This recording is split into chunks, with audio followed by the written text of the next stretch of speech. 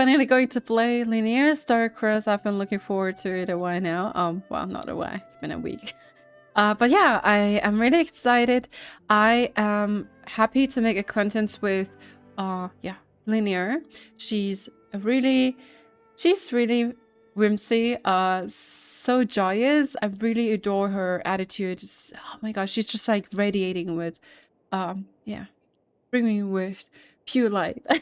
But yeah, she's a fae, a changeling, which I find quite interesting because at first I thought like the term changeling, like the designation is told us about when she got swapped or switched with a human baby. But as you know, she's different by nature.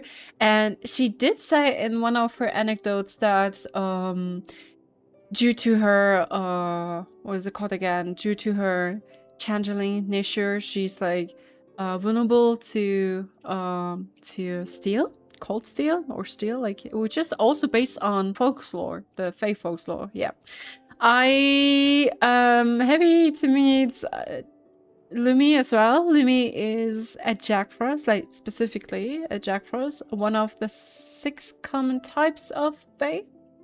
I mean, we have the what is it called again? We have the Lantern Fae, for instance, Flints. We have, I think there's only one, you know, the legend about the Lantern Fae, which is like Flints himself. Then we have the Changeling, I assume. We have the Jack Frost.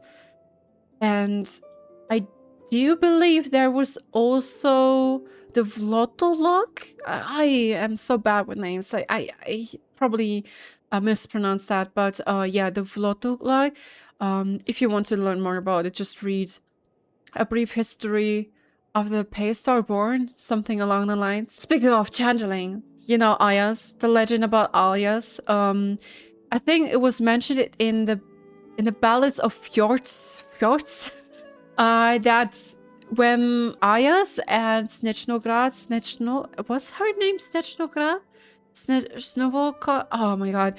They got separated by the wicked trace of the changeling. So, you know, maybe orchestrated by these Fae. I'm not so sure if that is a reference to the Fae. I just hope we will extract more information on that. I'm really looking forward to it. I think they were holding, or they're like hosting a competition, like, you know, this animal battle whatsoever competition. I'm not so sure if it was at the Frostmoon Enclave or, yeah, you know, somewhere near Hisi Island. There was also this unknown figure.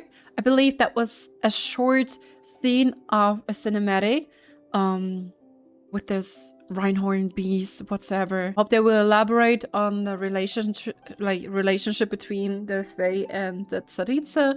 You know, they're not quite content with the change. The Tsaritsa pretty much reformed the, well, hierarchy. Well, it was more for aristocracy, you know. She stripped the Fae of their nobility, and some did commit suicide, if I remember correctly, and some did impose self-exile on themselves, like upon themselves. For example, Flints. Yeah, they're quite scattered around Snechnaya, specifically in Snechnograd and I forgot the other one.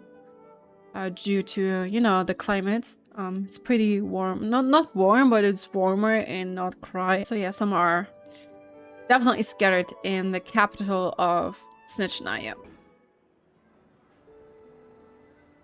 Ad Astra Abyssosque. How can the Adventurers Guild help you today? Hi, Katherine. It's been a while since we last came to see you. Got any exciting commissions for us? Oh, it would be so funny if Pyron would join instead of our little companion. I think that was our, you know, our teapot companion. Things have been rather quiet in Notcry lately. The commissions currently on our books are all very routine. That being said, the Frostmoon Scions are preparing to host some sort of event. They've approached us with quite a number of requests for supplies. Apparently, it's going to be quite a large gathering. Definitely. And friends from across Taylor would join as well. But yeah, Paimon definitely doesn't qualify as one. But as emergency food, right?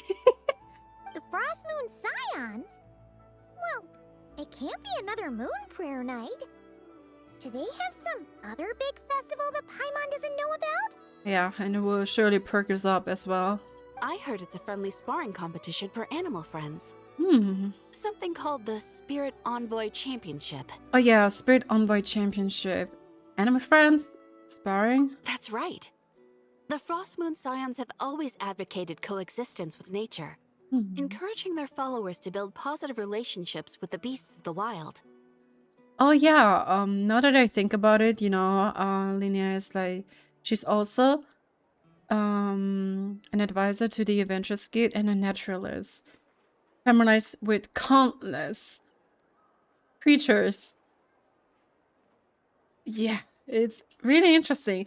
Was she like a previous member of the Conch Gang? I think a previous one, you know? At the same time, to ensure their animal friends build the strength to withstand hardship and disasters, they put select animals with whom they share a special bond through a unique sort of training. Well, Paimon? The Spirit Envoy Championship is designed to find the strongest human-animal pair by means of friendly sparring. In previous years, the competition was restricted to the Frost Moon Scions only. But this year, participants from all over Teyvat are invited to join. I understand that the Frost Moon Scions have even prepared a generous prize for the winner. I'm so proud of Lauma. And so proud of all the members or the followers. Ooh, does that mean we can join too? There's smirk on her face. Can I sign Paimon up? Time to put you through your paces, Paimon. What? You want Paimon to fight? Yeah, of course. Demonstrate your sparring skills. Well, you two certainly share a remarkably deep bond. Definitely. I believe that would be against the rules. Apparently, in a previous competition, someone entered an extremely rare and powerful partner. After this, the rules were clarified to state that only common animal species and their variants can compete. Common animal species and their variants can compete. I guess that rules out Paimon. Yeah, you're way too powerful. We do not know what kind of power slumbers within you, Paimon. Ah, what a shame, huh? Paimon was totally looking forward to making a super cool entrance and then... Paimon is the winner! Sucks that the rules got in the way. Looks like Paimon won't get a chance to show off her skills. Unlike, all those other times. Anyway, who else do we know who might want to take part? If you're unsure of what to do, why not ask one of our advisors for help? Who? Advisors? Since when does the Adventurers Guild have advisors? Linnea. The guild has always had a team of advisors on hand to assist our fledgling adventurers. Of course, few of them would be qualified to assist such world-renowned adventurers as yourselves. But as luck would have it, one of our top advisors has recently returned to Notcry from a trip away. Her expertise is varied and broad, and she often gives lectures at Speranza. If you have any questions, you could try asking her for help. She sounds impressive. But you're right, Katherine. It would take a lot to teach us something new. Let's go put this mystery adventure advisor to the test. Oh. Up toward homecoming wings. Speaking of wings, I think her wings that grew on her head this is so interesting. Go to Speranza and find the mysterious advisor. Yay! She's lecturing the children, the Conch Gang. We're going to see Katya as well. She already there. Along with me. Oh my god, this is so cute. Hey, just set up like a miniature version of a classroom. All right then. Next, let's go over some more tips for adventuring in Notcry. If you found yourself getting hungry in the wild, what are some things you could eat? That's easy. Lacca berries, midsummer berries. There's loads of options. Correct! 10 points to you! She is so pretty and adorable. Oh my god. Aww. Yahoo! Yeah. What a cutie pie. Such a cinnamon roll. That must be who Katherine was talking about. She looks pretty young for an advisor, though. How knowledgeable can she really be? I do wonder how old she is. We know that Flint is converted to like human age, but 600 to 700 years old? Yeah, I think 600, 700 years old. But there are plenty of places where berries don't grow, right? What should we be looking for in those places, Miss Linnea? Good question. I'm glad you asked. That's exactly what I wanted to talk about next. Does everyone recognize this mushroom? Based on the color... This is an edible one, right? Doesn't look poisonous to me. Wrong answer. Oh. This here is a brown-capped mushroom. It looks harmless enough, but eating it will give you hallucinations. An unsuspecting adventurer once used a handful of these to make a pot of mushroom soup. Next thing you know, he was trying to foxtrot with the wild hunt. Luckily, he was spotted by a fisherman passing by who managed to save his life. But it was a close call. That sounds so dangerous. These lectures are so important and crucial. You bet! Adventuring in the wild is no joke. All right, on to the next. Does anyone recognize this plant? Can you tell me if it's edible? I do remember, but I have no idea what it is called again. Aren't they really cold? No, I don't think they were cold, but they pretty much survived through every season. Isn't that a winter ice-lee leaf? They say that the King of Winter Iceley and the King of Midsummer Oak are sworn enemies. If midsummer berries are sweet and delicious, I guess Winter Iceley leaves must be horribly bitter. Yeah. The King of Winter, well, the Tsar, and King of Midsummer Oak. Paimon knows the answer to this one. Winter icy leaves might not taste good in food, but you can brew a nice tea with them. Huh. Really proud.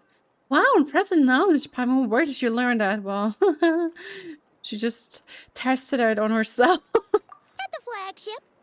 Once, when Paimon was eating some yummy food there, Dimyon mentioned that one of the drinks in their roulette special has winter icy in it. Ooh. Who are... You, it's happening now. She never crossways with such a being. It looks like we have an expert attending our Q&A session today.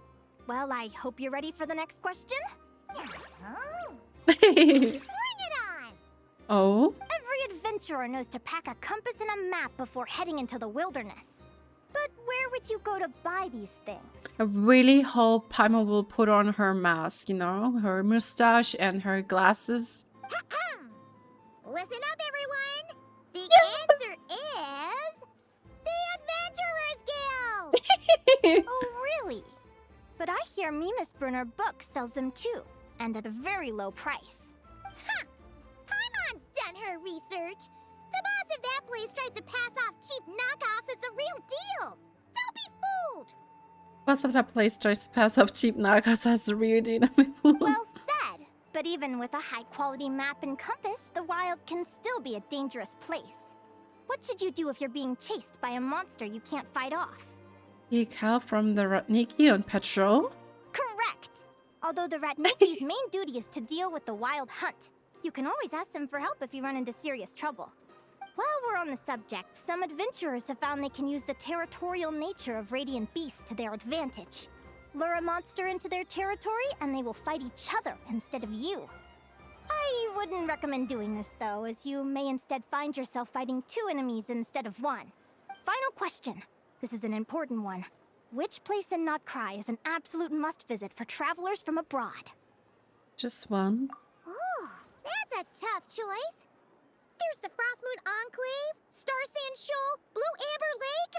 They're all so pretty. Then there's the Voynich Guild, the Flagship.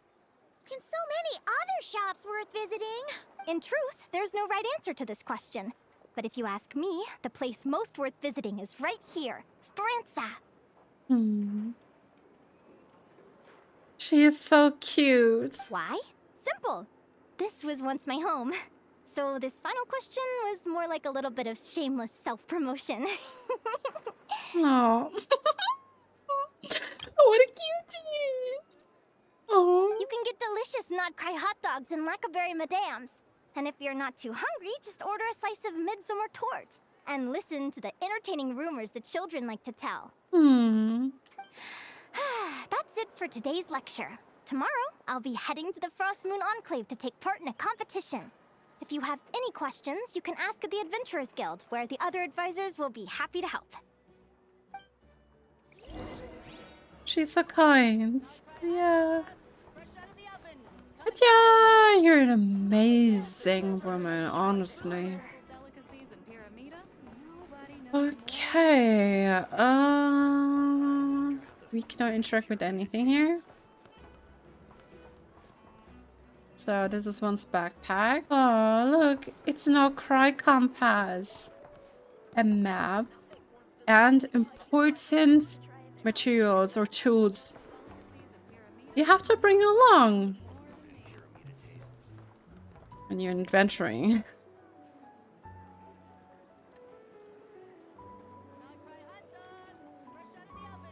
All right, I'm very sorry. I just noticed that my camera was starting to was flickering, and I was like, what's that? So I asked my man to fix this technical issue, and I hope everything will go smoothly for now. Or from now on. So yeah, let's chat with Linnea. I haven't met many adventurers who can keep up with me. Consider me impressed.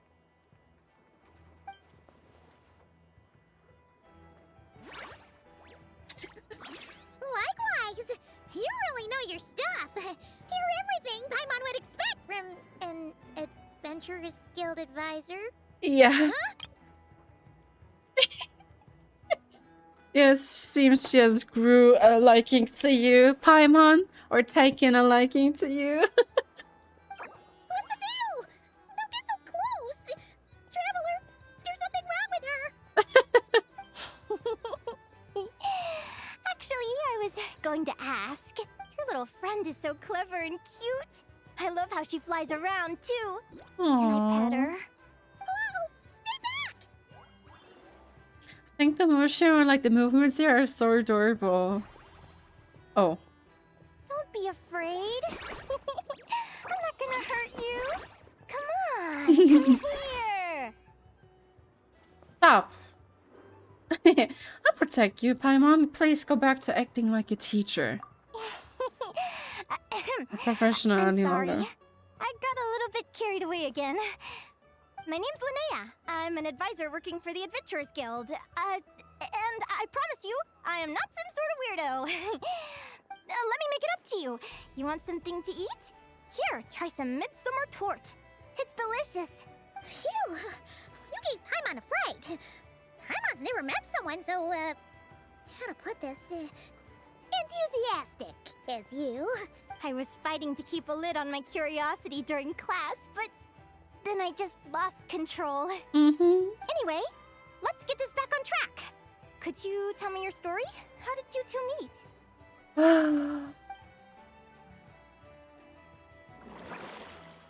You're telling me how you and Paimon met. Yeah.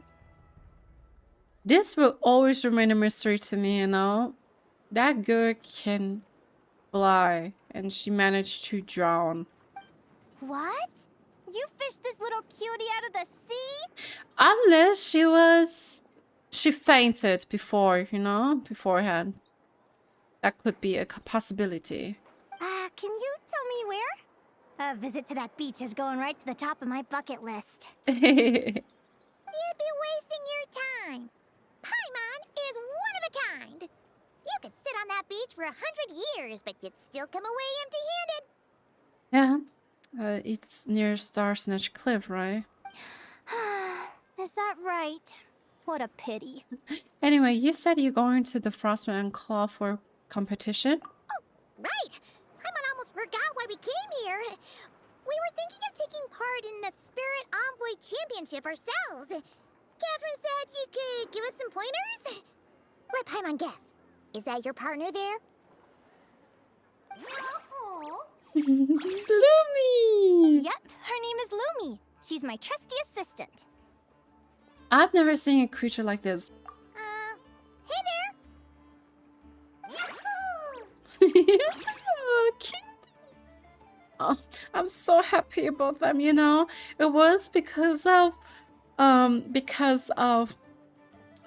Linnea that Lumi also embraced its true self. So yeah, it had like, I don't know, was it a bag? But it had a bag, like covered itself with a bag basically. So yeah, Have you two ever ventured north of Notcry? it's really great that it got rid of it. Not yet.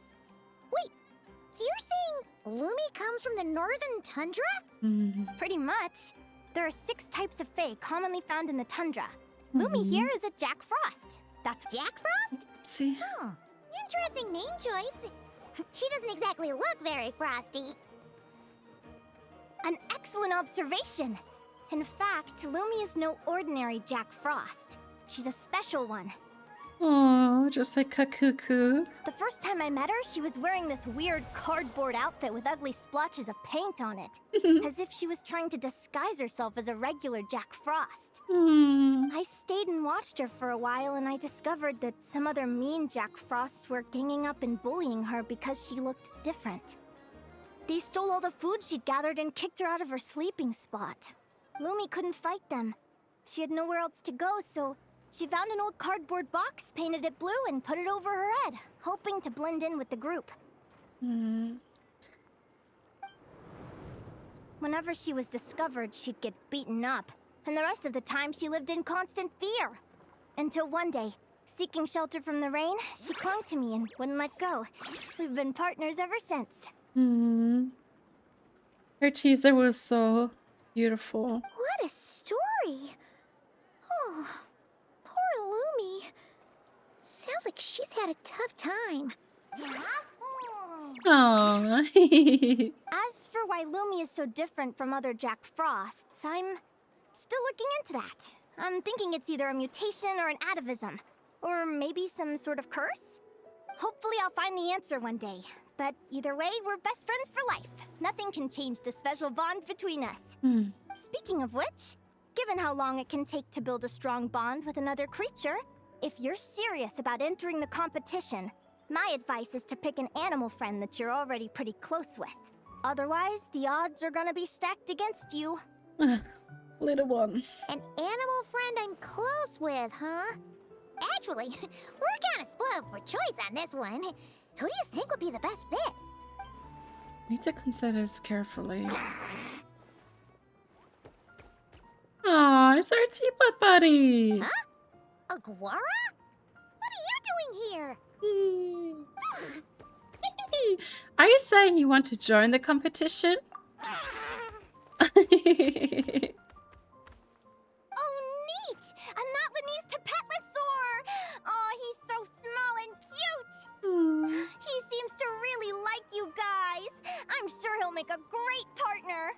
Let's do our best, Aguara.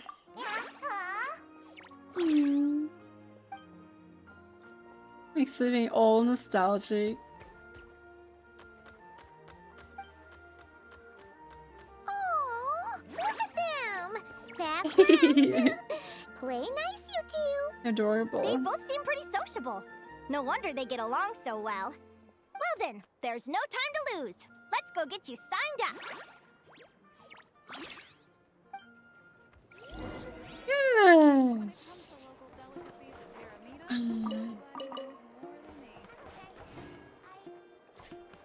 You know, oh my god. It's creeping. Remember when Varkar did write a letter to Jean? And then we had this glitching ending screen. It just rushed back to me. Okay. Let's head over there. So far, it's really adorable. Really.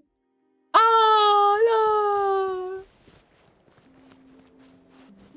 They already did best. I will set up the venue for this. Look at the land. Mualani's there. Whoa! Paimon wasn't expecting this many people.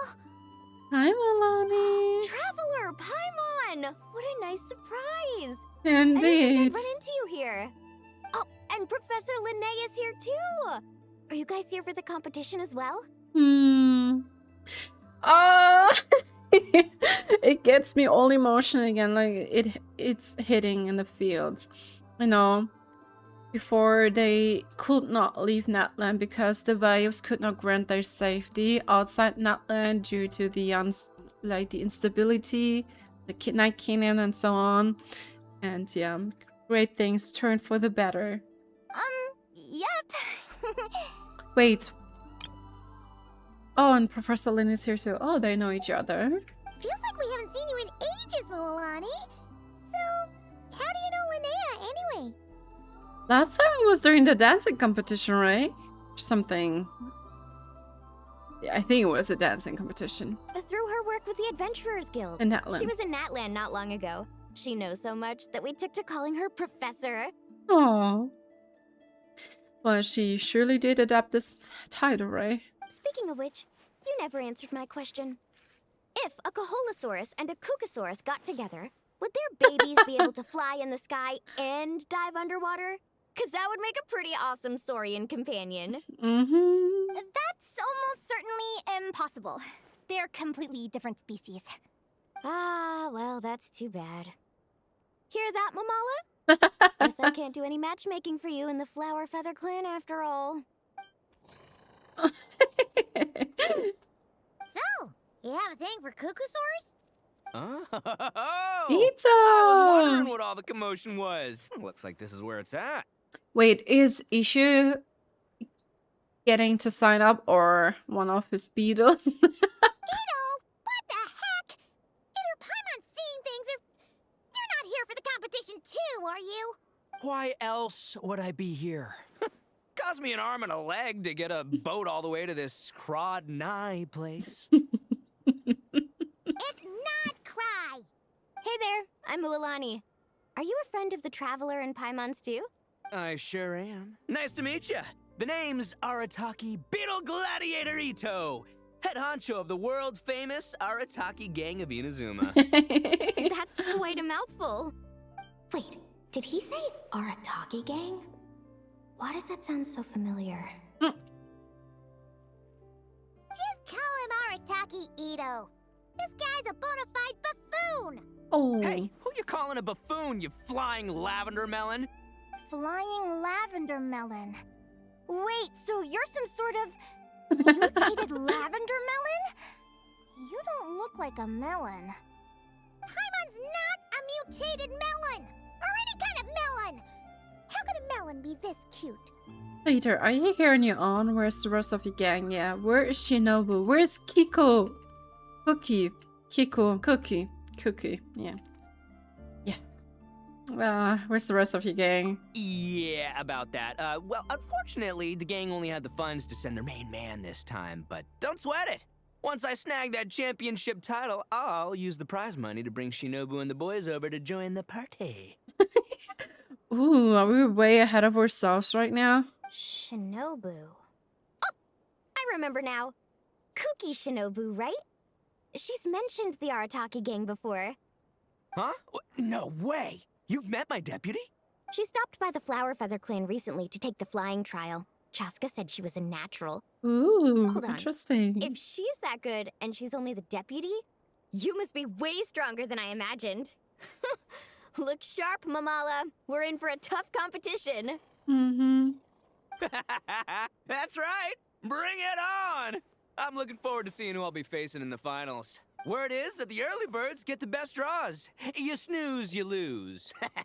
Laters, compadres! Oh man, I love him so much. The voice actor is doing an amazing job, honestly. Wait, is he serious? Mamala, we'd better hurry. Ooh. No, Oh, that's Halsey. complete nonsense. Shall we? Yeah. Hey, Traveler, have you noticed? There's loads of other people we know here too.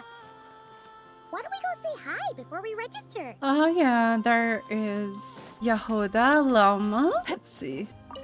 This is the biggest turnout we've ever had by far.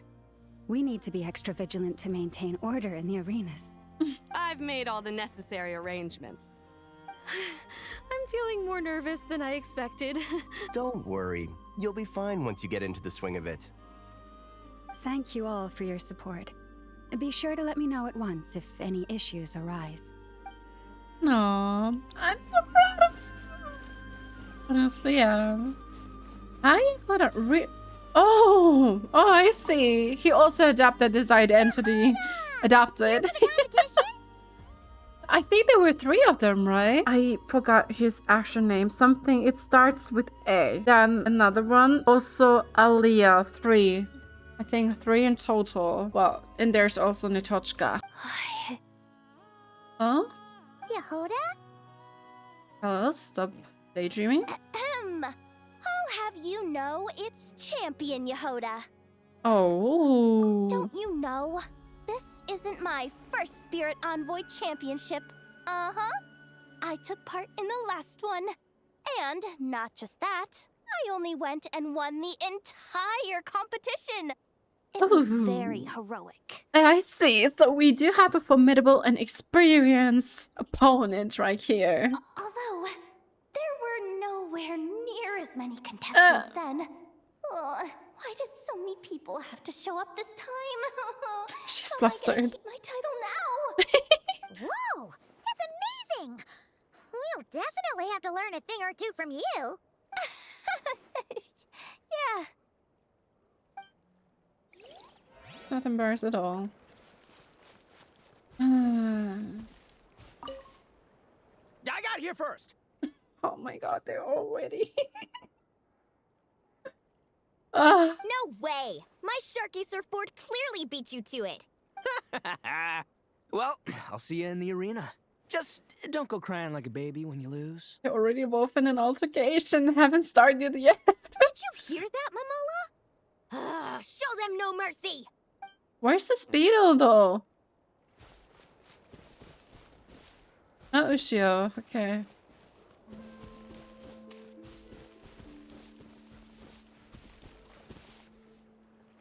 So silly. I guess these were all, right? We have someone over there. Oh, these are all contestants. And there we have the audience. And hi there. I'd like to sign up. Thank you all for signing up for the Spirit Envoy Championship. Due to the high number of participants, a preliminary qualifying round will be held to determine which 16 contestants will progress to the competition itself. Ooh. Prior to the semifinals, all matchups will be determined by drawing lots. Please also note that there are 2 arenas, which will be randomly assigned after the draw. Do you have any questions? Where do we go to draw lots? Right here. After registration closes tomorrow, make your way here to draw lots for the qualifiers. I wish you all the best of luck in the competition. Do we think that the Curtain of Secrets also funded this? Thank you. Come back tomorrow. Lumi, Aguara, how you doing? Nervous?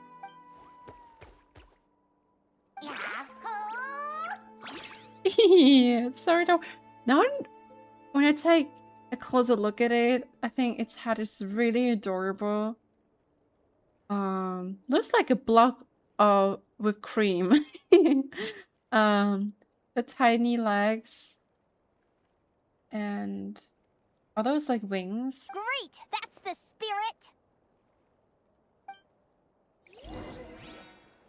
Wait until the following day. 8 to 12. Okay, we cannot interact with them.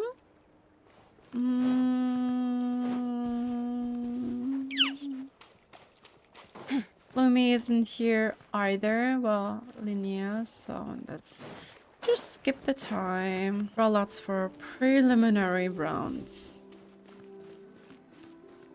Let's draw one. Who do you think our first opponent is gonna be? I hope Itto. Oh, Paimon hopes they aren't too strong. Aguara might need some time to ease into it. Hi. Don't underestimate our little companion. Your opponent for this match is... Yes! Arataki Itto and his partner, Crimson Staff. Oh, the results of the draw are out. Oh, let's take a look. Your opponent is... Arataki numero uno Itto? We literally just managed to get rid of him, and now you had to face him in the arena? Looks like we won't be facing him in the finals then. No. Oh! Well, either way, it never pays to underestimate your opponent, okay? This is your first match, so be sure to make it count. Yeah, don't be too bold. And not cocky either. Ah, I see you've been assigned to Arena 1. I'm in Arena 2. Guess I'll see you after the match. Good luck! Don't fall at the first hurdle now. We won't! Good luck to you and Lumi, too! Yeah, may the better one emerge victorious. Okay, Vojta.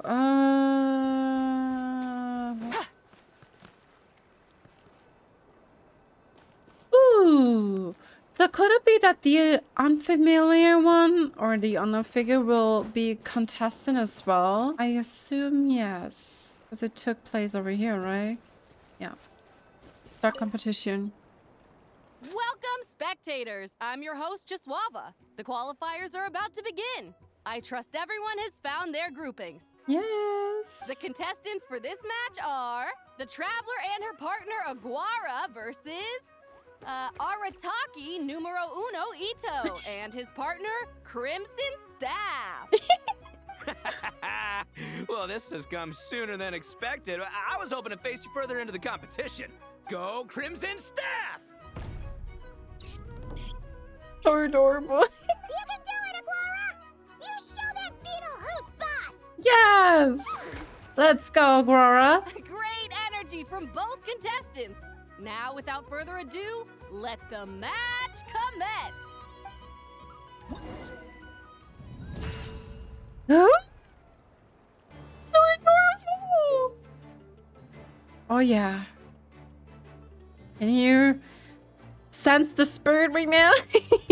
In the Spirit Envoy Championship, both contestants will commend their partners in battle. Decide whose HP is depleted will be disqualified from the competition. In the basic combat phase, contestants need to select moves for their partners based on the information they have observed. There is a counter relationship between attack moves. Using an attack that counters the opponents can deal massive damage while ensuring that you take no damage yourself. In the basic combat phase, different opponents have different fighting styles. By carefully observing the movements and combining this with other observed information, you can see through certain special attacks. After a certain number of rounds have passed, or when the opponent's HP falls below a certain value, you will enter a special combat phase. I'm sorry. Participants must make quick decisions within a limited time to command your partner to deal with sudden and unexpected events. If the correct choices are made, massive damage can be dealt.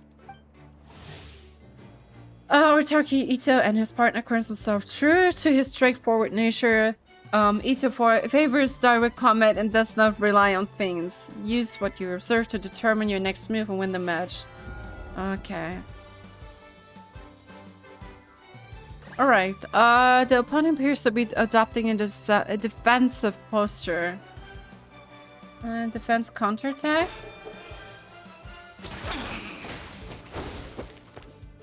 A defensive counterattack.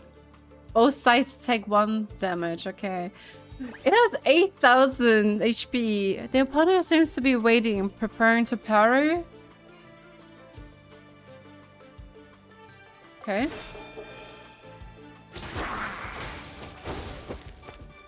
Another draw. Oh, we lose HP again.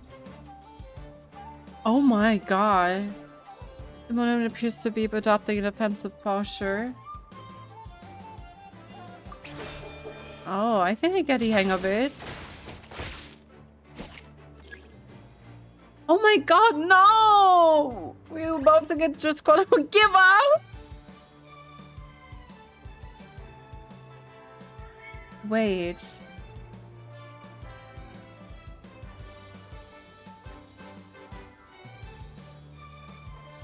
This one? Ooh, I'm stupid. The opponent's gathering strength is a heavy strike coming.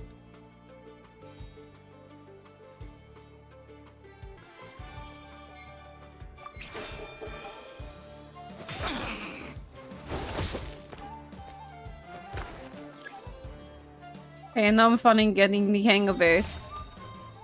No! Ultimate? Woo-hoo-hoo-hoo! You got some moves. I'll give you that.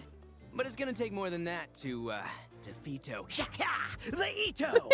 It's time to unleash our show-stopping killer combo move. Ushi, Crimson Staff! Oh no! Yeah, Crimson Staff.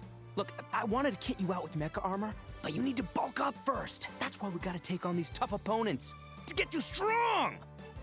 Ushi, you and me have crushed countless foes in our time.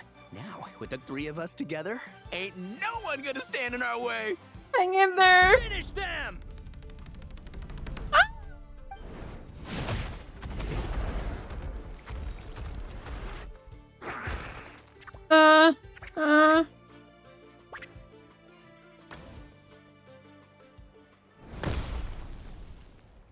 Nice done.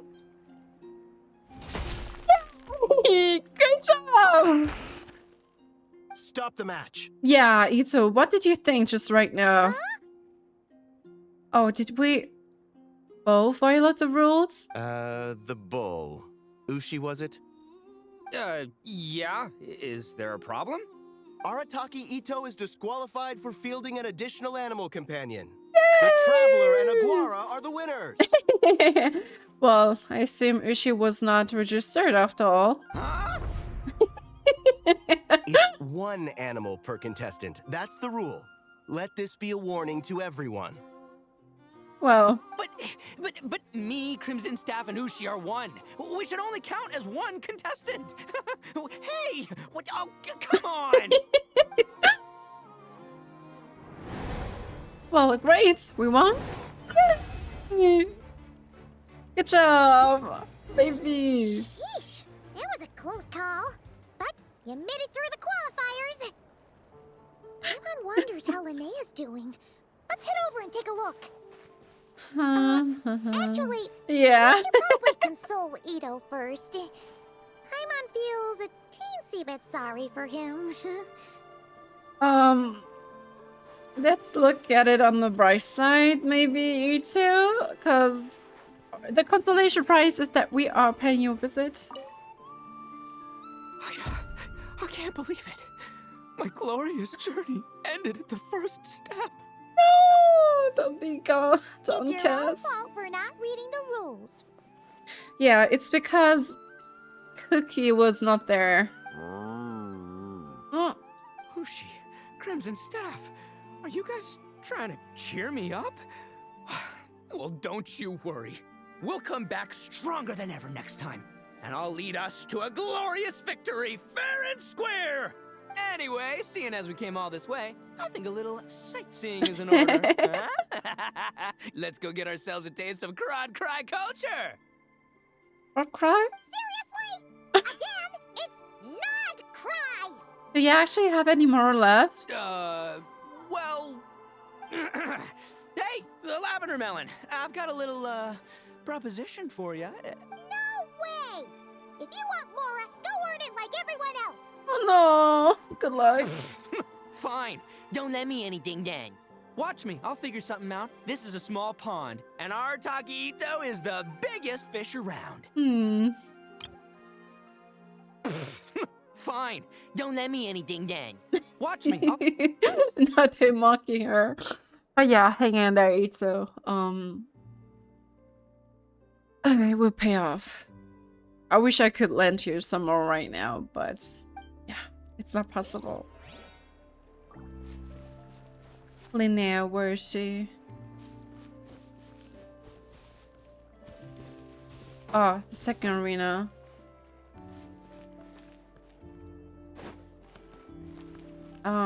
Ooh. See? Let's watch her.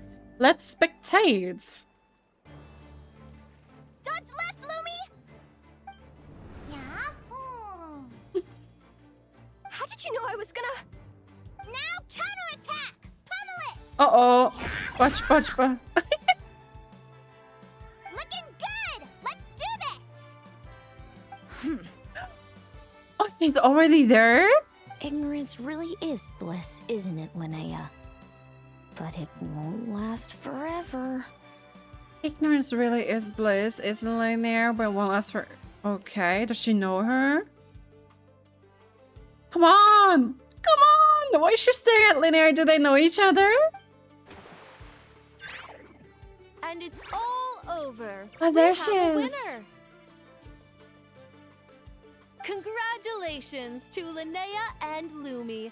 You're through to the next round. Oh, I congrats! can't believe it. My Iku torso. Ico torso. Good job, Lumi! Yeah. Traveler, Paimon, how did your match go? We won too! You and Lumi were really in sync, yeah, but we were also vigilant, you know? There's someone keeping tabs on you. Thanks, that means a lot. Yeah, I think we performed pretty well out there. Not just Lumi, I was really in the zone today. I don't know how to explain it, but sometimes it feels like I can predict my opponent's next move. I know exactly what to do before I've even had the time to think. Mm-hmm. It's almost like I enter a different state of mind. It comes and goes, but it started after I met Lumi in the tundra. Anyway, congrats to both of us on getting through the qualifiers! It's so adorable whenever she's like excited or happy whatsoever. Her wings on her head start flipping. It's really adorable. Come on, let's head to Speranza! My treat! Oh, let's go! Wait. Is she still there? She must be still there. Or did she leave as well? She did take a leave too? Okay, then let's head to Speranza instead.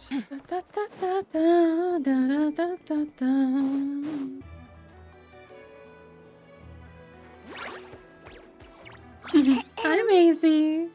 May I take your order? Turns out I'm treating a friend today, so I'd like to order the finest dish in the house. Oh. I take it you're referring to our... secret menu? That's right. Tell the chef to sharpen his knife. I'm expecting surgical precision. Is that a reference to something? Yeah. The Hidden Hero. It's a novel my best friend Helka sent from Liyue. There's the chef, and he fights the bad guys with a kitchen knife. It's really cool. I'm glad Helka is doing well, but this is really something, you know, a child adventuring through Tibet. The first time we met Helka, that was in Natlan, and she did tell us about the Frostmoon signs, their beliefs, and, you know, the statues. Yeah. And also about Maisie and Katya. She did tell us that Katya is like a retired adventurer due to the injuries, and Maisie being a fragile girl. Best friend. It's her favorite part of the book. She's always nagging Linnea to act it out with her. Psst. Linnea! Do you think Chef Yerva could be a hero in disguise too? He does chop vegetables super fast. Oh, I think it's definitely possible. And Yura and Linnea have been friends for a long time, right? Not a chance, I'm afraid. Evening, everyone. What can I get you? Hi there. Why don't you choose for us? I'm treating a friend today. We're celebrating our success in the qualifiers. Sure thing. I'll rustle up a few of my specialties then. Won't be long. Thank you. Hello? I'm ready to order. No. Be right there. I gotta go. Let's play again soon, Linnea. Bye-bye. Adorable. You seem to get along really well with everyone here. Oh, that's right! Didn't you say that this used to be your home? Yes. After my parents departed, I came to live here with my friends in the Conch Gang. Departed? I didn't mean like that. They're still alive and well. They just don't live around here anymore. Come to think of it, I haven't told you my story yet. I guess you'll have noticed the wings on my head by now. They're proof that I'm not human. Yeah! Paimon noticed those. Are you comfortable telling us some more? This is really sad, you know, to raise in Not Cry of all places with her constitution, you know, like the steel. Sure. Well, it's a story that starts a long, long time ago. Okay. When I was just a kid, my wings were barely noticeable. They looked just like two little cowlicks. No one suspected there was anything unusual about me at first. Not even Mom and Dad. They were too busy to notice. But I always had this strange feeling I couldn't explain. Like I knew that all these little ways I was different from my friends couldn't just be a coincidence. I feel so sorry for the parents. And I hope we will get some tidbits about like the human child too, you know? Then, I was a little bit older, I read this story in a book of folktales. It was about changelings. Changelings? What are those? The story goes that some of the Snowland Fae will secretly switch their own child with a human baby, leaving their offspring to be raised by humans, while taking the human child for themselves. Why would they do that? That's unbelievable. I know, right? The way the stories are written, it sounds like something parents make up to scare naughty kids. If you don't behave, the Fae will take you away and leave a better behaved child in your place. It's the sort of thing that starts as a warning and evolves into folklore over time. So, obviously, I didn't take it seriously at first. But then as I grew older, I started exhibiting more and more Fae-like traits. I mean, just look at the crystals on my skin. No humans have those. It's a dead giveaway. So, you're really a changeling, huh? Did you tell your mom and dad? Bear with me, I'm getting to that. At first, I wanted to hide it from them, but eventually I plucked up the courage to tell them. I figured, even when we're scared and uncertain, it's important to face the truth head on. They were stunned, of course. It took them a while to accept it, but after the truth had sunk in, Dad sat me down and told me they'd decided to head north and look for their child that was taken. Okay. She's just like eavesdropping on them, but she also has like owl fears. She looks quite interesting. Oh, I really wonder what her eyes look like. What is their relationship? They were stunned, and of course it took them a while to accept it, but after the truth had sunk in, Dad sat me down and told me they decided to head north and look for their child that was taken. They're really good people, though. Not only did they raise me for all those years, but they left me some money in case of emergencies. After that, I grew up with my friends in the Conch Gang. All of these kids are from broken homes, but everyone supports each other, and they still live life to the fullest. Okay, she has purplish eyes, like pink. She looks really beautiful. Imagine you have been like raising your child, never noticed anything unusual. So who are you? What did she say before? Ignorance is bliss. She must know something about Food's ready. Linnea's. Talking about old times again? Well, either she knows something about her, or she is trying to trace the truth as well. Food's ready, talking about old times again. Yeah, it just sort of came up in conversation. Whoa, what's all this? You've cooked up a real feast, Yerva. Yeah. Oh, I would like to dig in as well. Well, you did say you were treating a friend. Besides, only the best for our old boss. Old boss? Linnea was your boss? with the head honcho of the Conch Gang, please excuse my ignorance. Dog Linnea. Hey, what kind of a reaction is that? Linnea's been a fountain of knowledge ever since she was a kid. She always speaks with such authority. Everyone admired her so much that we picked her to be our boss. But the Conch Gang's only for children. Once you grow up, you have to leave, so now she's the old boss. I've always found the logic behind that title to be a little flawed. I mean, what happens when the others grow up? Will I be the ex-old boss? Surely it won't be long before I'm the previous former ex-old boss. We'll all be long gone from the Conch Gang by that point. As far as we're concerned, there's only one person that we'll ever think of as our old boss, and that's you. Oh, that's really touching. Well, if it means that much, maybe you could leave a 2,000 more a tip? Much appreciated. Miko's birthday is coming up, so we're pooling our money to get him some new clothes. Aww. Sure thing. I'll go one better and give you 3,000. But just this once, all right? I have my own stuff to save for. Oh. What are you saving up for, Linnea? Another trip? I have big plans. I want to buy a huge ship for scientific research, then take my friends on a voyage of discovery to explore all the mysteries of the world. I want to sail to all the other nations, hear the heartbeat of the jungle, the whispers of the wind, the echoes of the mountains.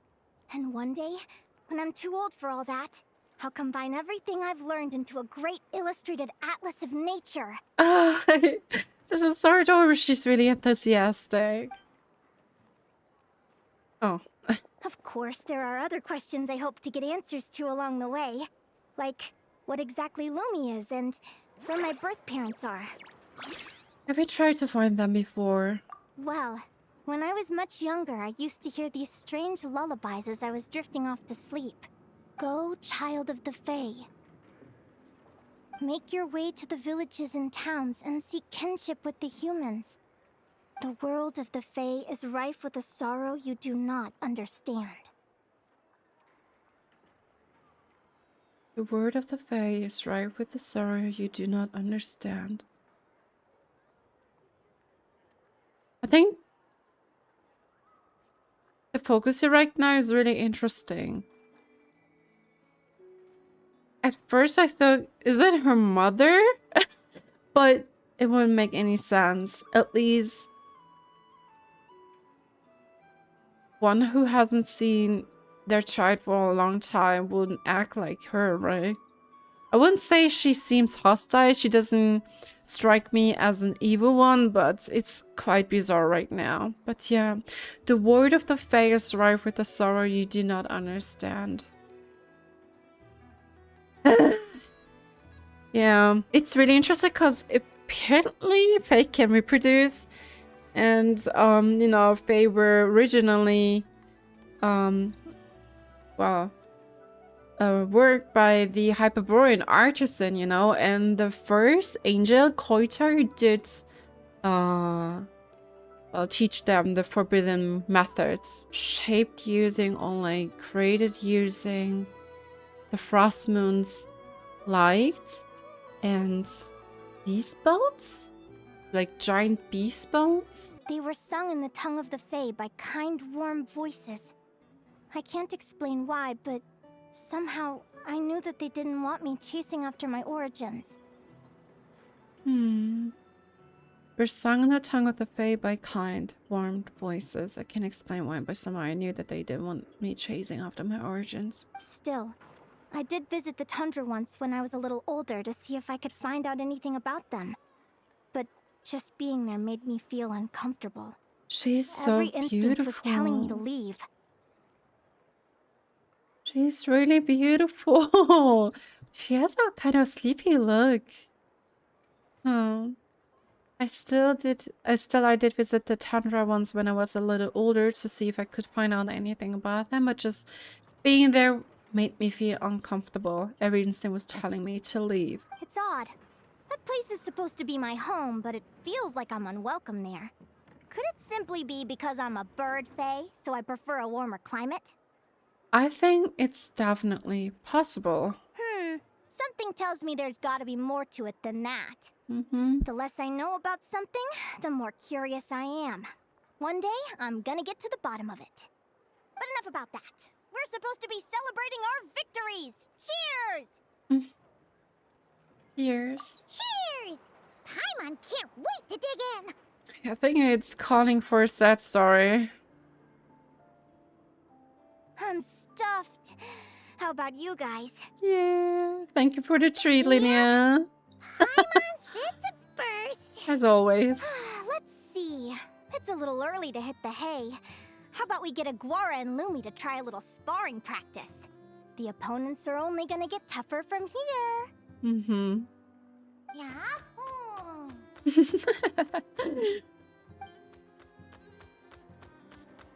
Cuties. They seem to like that idea. Then what are we waiting for? Let's go! Blades are huge. They're very evenly matched. It's strange. When I was battling you, I couldn't seem to get into the zone. I had no way to predict your next move.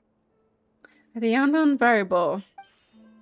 Or has learned new skills through its training with Lumi. Nice.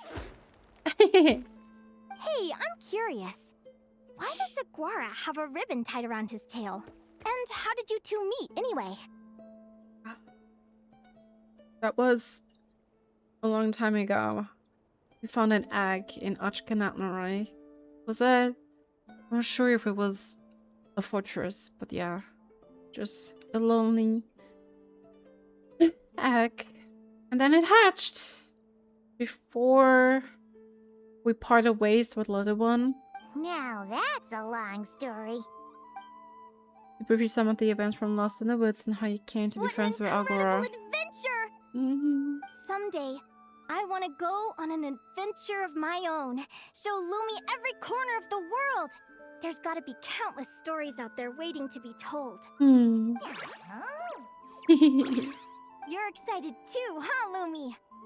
But most importantly, we have to figure out who you are and where you came from. Then we can track down others just like you. Maybe then you won't feel lonely anymore. Linnea. It's about time we all got some rest. Good training session, everyone. You have to figure out who you are and where you came from. Then we can track down others just like you. Makes me wonder if Linnea feels the same. She was curious enough to find out more about her origin, but she listened to her gut because once she had set foot in the tundra, she felt something was off. And the climate is the warm climate. No, the cold climate is probably maybe one of the reasons, but most likely not the main reason. I'll see you at the arena tomorrow. Oh, we'll have to draw lots again, won't we? Hopefully we don't end up facing each other this early in the competition. And maybe the unknown lady will fill us in as well. Wait, no, forget I said it. I should go before I jinx it. Lumi! Oh, See you tomorrow. Thanks for dinner. such a funny backpack.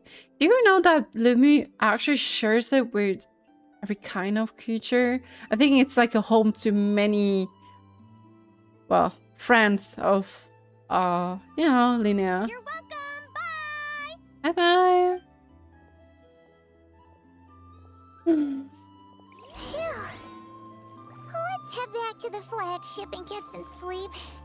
Paimon's eyes are starting to droop.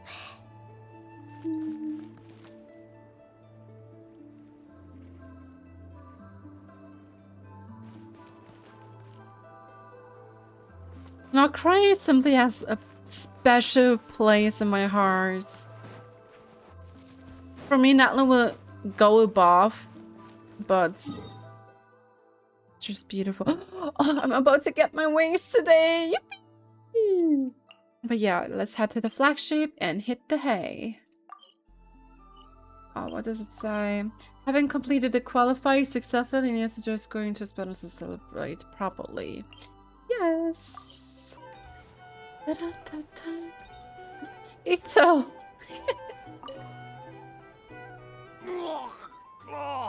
Waiter, come here and taste this wild berry trail. Then look me in the eye and tell me it's fit for human consumption. It's much too sour and has a bitter aftertaste. I want my money back. Please don't shout. I assure you, the berries we use are of the highest quality. Bitter is out of the question. I think you've had too much to drink. Time to settle up and leave. Too much to drink? I'm perfectly sober, thank you. Now you'd better give me this meal on the house. Otherwise... Otherwise... what? Huh? Who the heck are you? Itto is our personal arbitrator. Oh, I'll tell you who the heck I am. The name's Arataki. Thanks for waiting, mucho apreciado. Itto! The name's Arataki. Thanks for waiting, mucho apreciado, Itto. An Oni! It's an Oni! Nice work, Itto. Keep this up and we might just have to double your bonus at the end of the month. Oh, this was a smart way to earn some money. Don't you worry about a thing. As long as Itto's around, consider this establishment protected. Itto is using his taking advantage of his origin.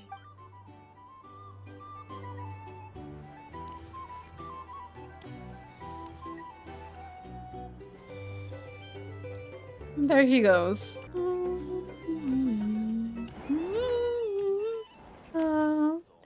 This used to be Flint's room, but it seems like it's occupied. He keeps complaining. Days used to be better. Blah, blah, blah. Oh, I remember when Columbina used to write messages on the wall using Kawaki. Anonymous. Archquest.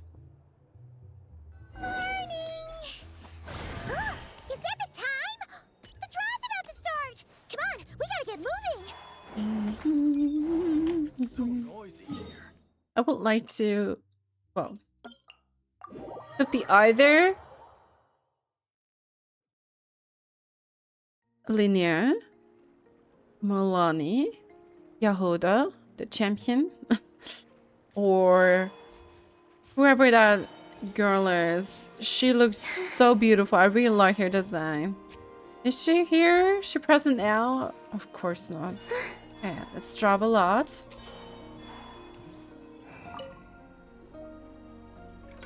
And maybe Mualani? Oh no, Hanniyah and her partner, Fluffy, the Flower King? Let's see. Your next opponent is... Hanniyah. Oh, that name sounds familiar. We met her at the Beast Tamers tournament in Sumeru. She was the runner-up in the Nilapala Cup. Beast Tamers tournament. Oh yeah! Paimon remembers now. She's been looking after our fungi friends this whole time. Oh yeah, right. Oh, Bunga Hat. Who do you think she's gonna partner up with for the competition? Come on, let's go say hello. Let's say hello. It's a competition.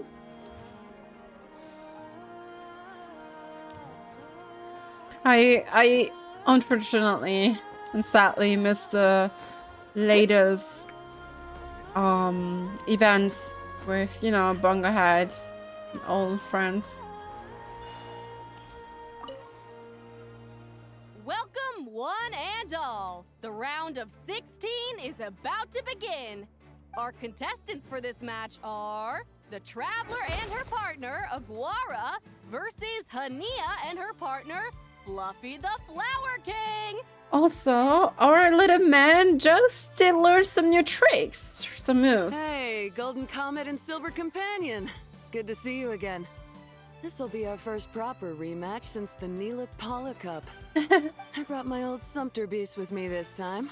Looks like you're partnering with a new companion too. Let's see who wins this time around.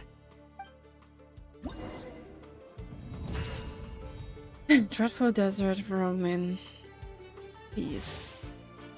Hanniyah and her partner Fluffy the Flower King. Hanniyah has full confidence of Fluffy the Flower King and favors a direct fighting style as well. Fluffy the Flower King has high endurance but will occasionally stop to rest. While he is resting, he becomes vulnerable and takes increased damage from middle attacks.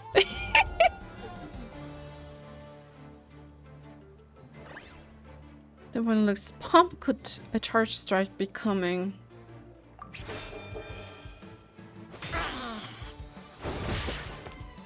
Poor Flower King.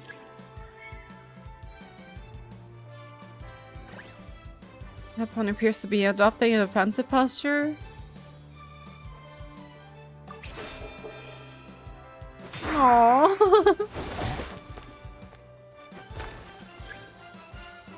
Keep your chin up. The opponent is gathering strength, a heavy strike coming.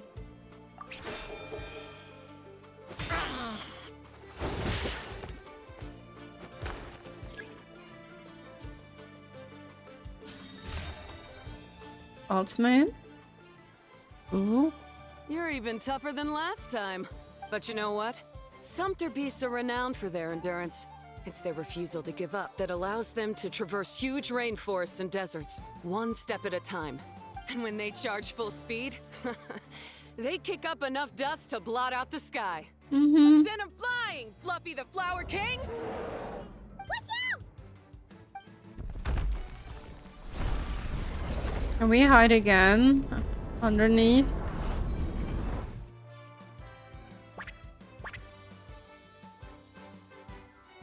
Jump onto its back? What?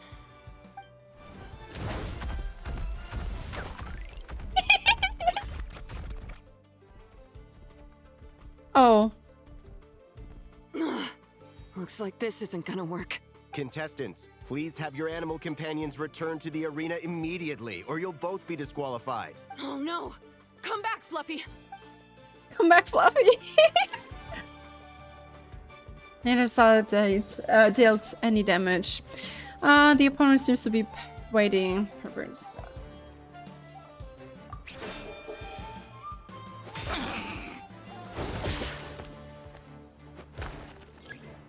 What if we did dodge it? I think... like, oh, he's sleeping now. Good night.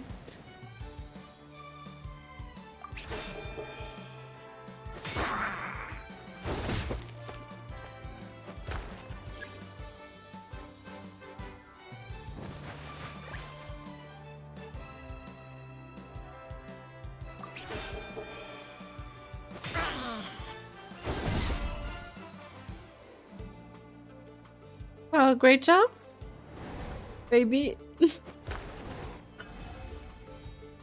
Yay, victory!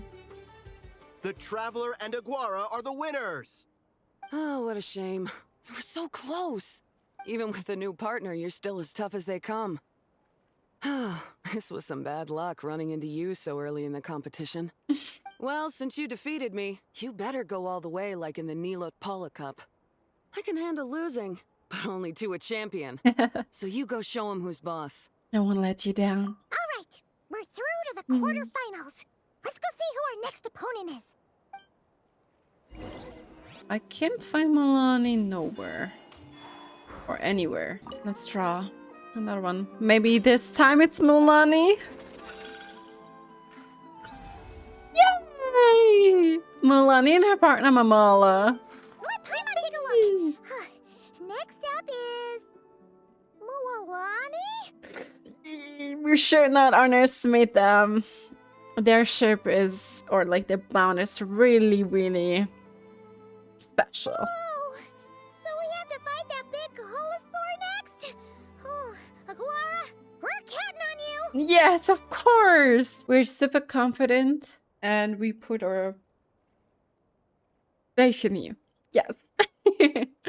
We believe in you. Oh dear, Aguara. You got Yes. You just need to believe in yourself. Don't worry. Just do your best. Yes. No matter the outcome, we are proud of you. Paimon noticed something when we were drawing lots. Most of the contestants have given their animal companion a cool title. Should we come up with one for Aguara too? Yeah, how about the Acting Flash, the Bandana Bandit, Prince Braun, the Roaring Soaring. Oh, I can't decide. I think the first one, I like the first one, the last one, the Roaring Soaring.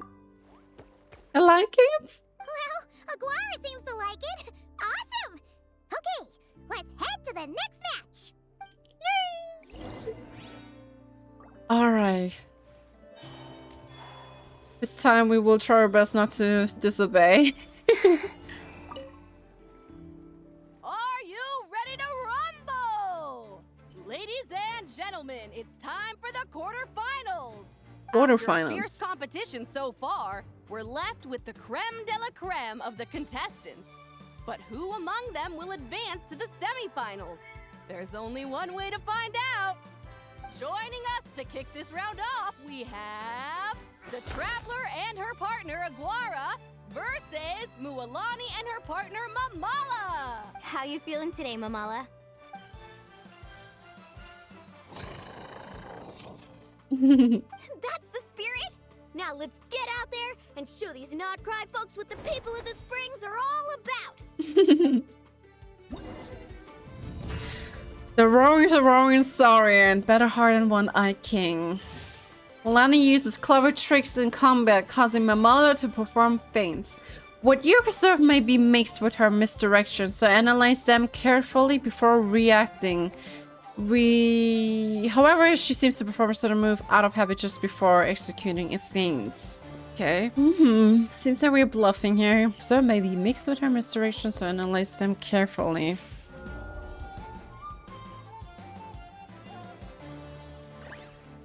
The opponent looks pumped. Could the charge or strike be coming? Look more closely at how Mualani moves.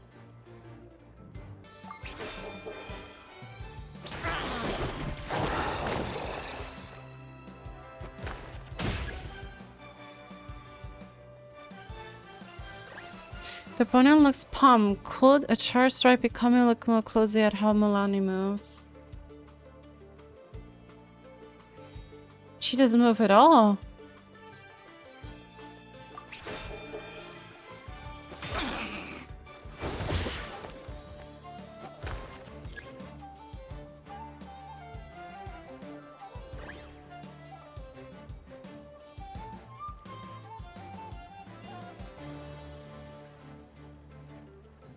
Attack.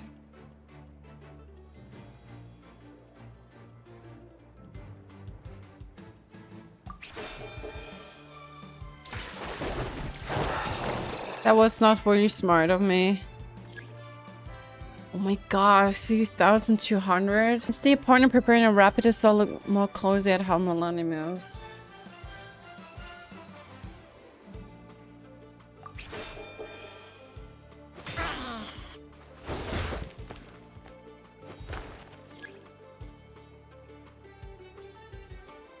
I'm just fortuitously doing something. The opponent appears to be adopting a defensive posture. Look more closely at how Mualani moves.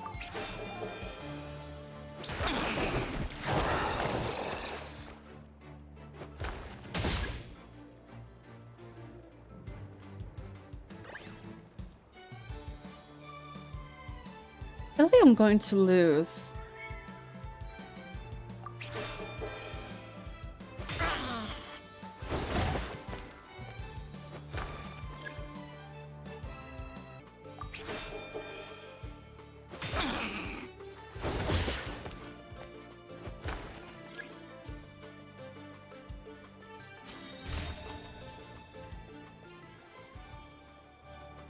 What a tough cookie!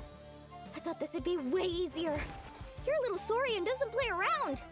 Alright, get up close and let's settle this!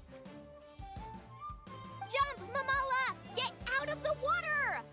I wonder if my Mamala's left eye is covered by an eye patch. That might be an opening.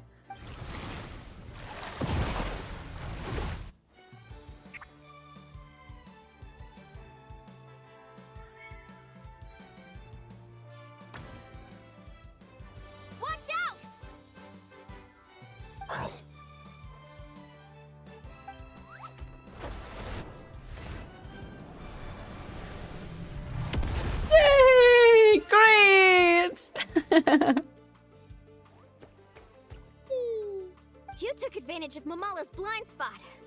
Not bad. We're pretty sharp, I would say. Well, I didn't take this into consideration, honestly. Oh, 3,000? Oh, come on. We can do this.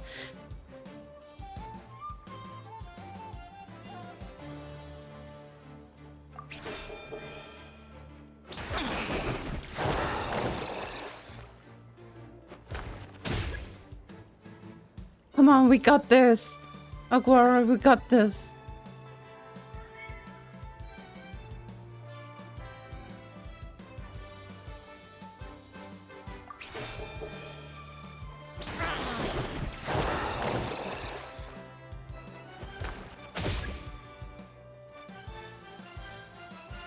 Again?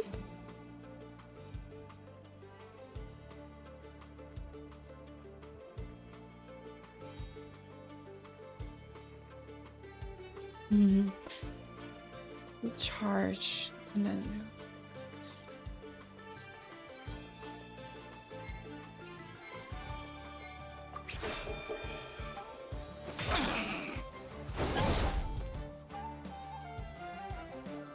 honestly, I have no idea how I made it.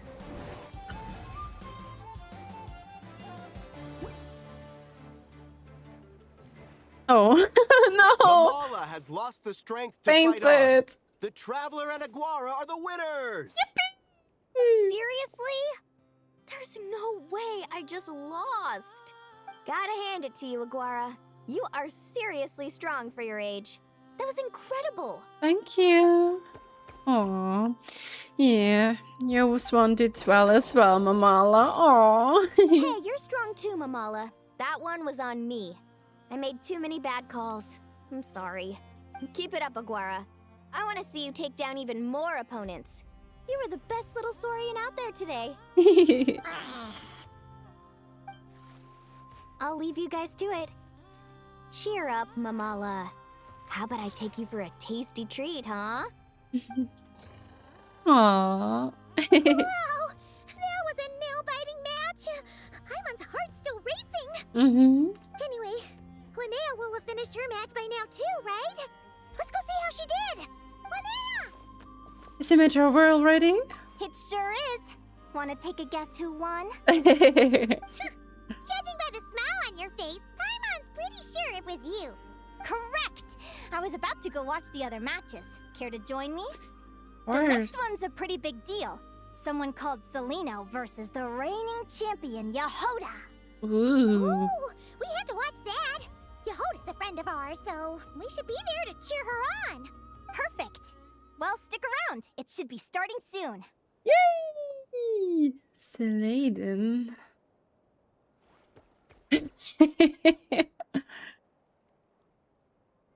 Jahoda, you've got this.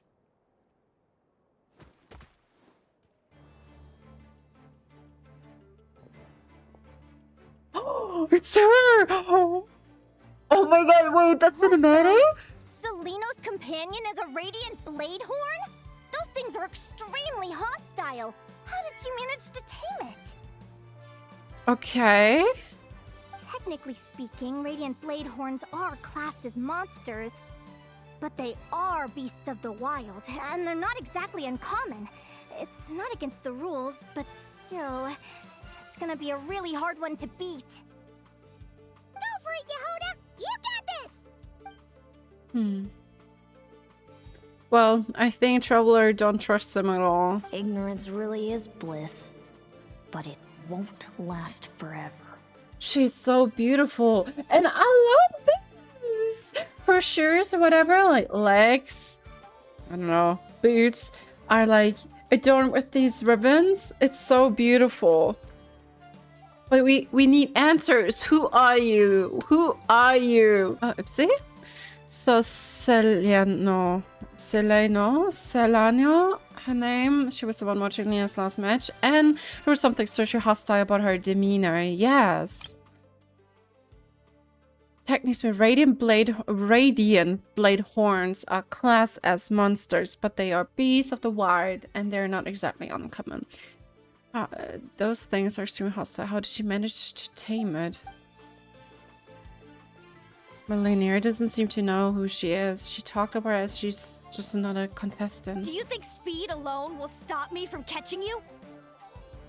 How about you run around and find out? Reed Miller the 13th. Run that thing ragged and then go in for the kill. Behind you, on the right. Reed! Her reaction time is incredible. It's almost as if She could predict the moves. she can read her opponent's mind. Oh. You guys have something in common. Unless... Dodge left, Lumi! Yeah. Thanks, that means a lot. Yeah, I think we performed pretty well out there. Not just Lumi, I was really in the zone today. I don't know how to explain it, but sometimes it feels like I can predict my opponent's next move. I know exactly what to do before I've even had the time to think. You said something similar after our first match. Could it be a coincidence? Are there really any coincidences in that? And they also have ears. Oh wait, I mean, of course she has ears, but they have the same shape, you know?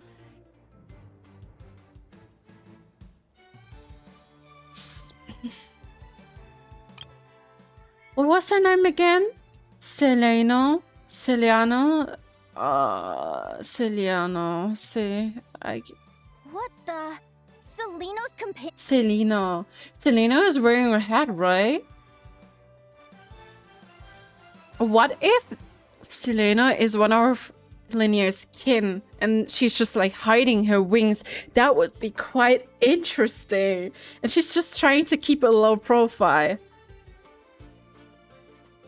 It couldn't be her mother, right? Keep it together, Reed. Jump! He's trying to jump on your back, Hemus. Don't give him the chance. Use your wind blades to slow him down. He's too powerful. We've got to go for a knockout blow. Charge your lightning, Reed. Then blast him with all you've got. Oh my god. Deflect it back, Hemus. This is going wild right now. Oh. That was close. But the outcome is all that matters. Reed Miller the 13th has lost the strength to fight on. Aww. Celeano and Hemus are the winners.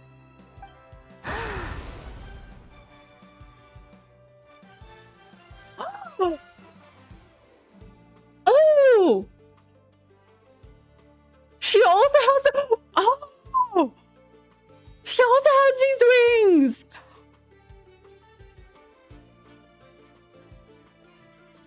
Oh my god! Those wings.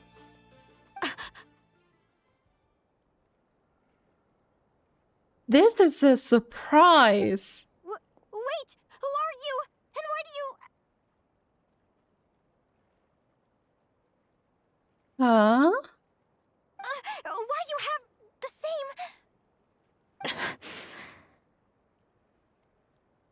I've been through this moment so many times in my head. Imagining you sharing the same pain I feel. I've been through this moment so many times in my head. Imagine you sharing the same pain I feel. I thought it would bring me joy. But I guess not. You're better off with the life you have, Linnea. The less you know, the better. My head! Don't go! Wait!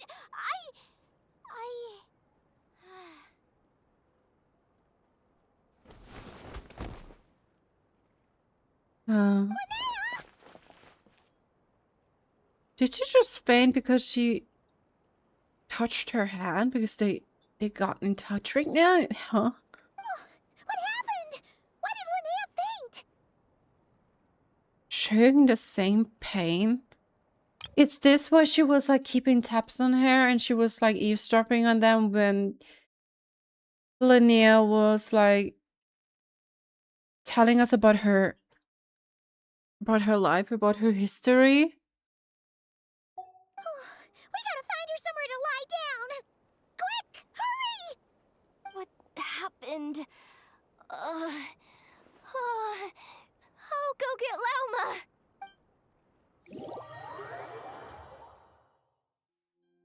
She's breathing normally.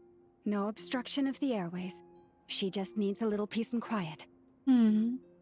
Oh, that's a relief. Thanks, Lauma. My pleasure. If she has any more trouble, just let me know. Will do. Oh, Linnea. Please wake up soon.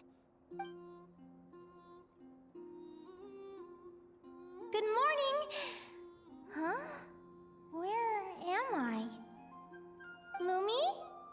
Lumi! How strange. Where could she be? I wonder how long I was out for. Well, I'd better take a look outside.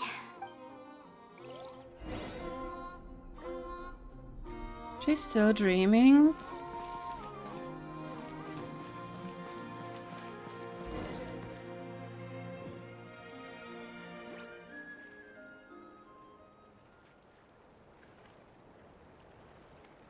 Lumi! There you are! I've been looking all over for you. Come on, say something. Why do you look so anxious? Looks like our contestants and their partners are in position. On the one side, we have Linnea and her partner Lumi, and on the other side, we have Celeano and her partner Hamiss. Buckle up, folks. The semifinals are about to begin.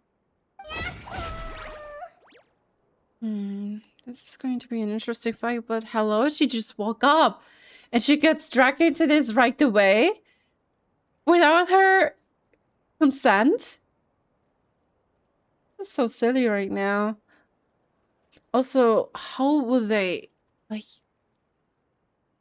are they going to predict each other's, like, move? Wait, how is it the semifinals already? Also, how did I even get here? I don't remember a thing. Oh, I get it. I'm still dreaming. You can do it, old boss. Even if this is a dream, I can't let my supporters down. I'm gonna give this my all. We're up, Lumi. Let's show them what we've got.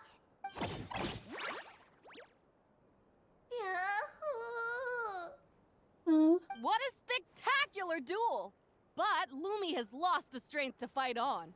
Meaning, Celeano and Hamiss have earned their place in the final! Huh? What's going on? They're saying I lost already? This dream sucks. I want to wake up right now. I've heard that if you try really hard to open your eyes, you can force yourself awake.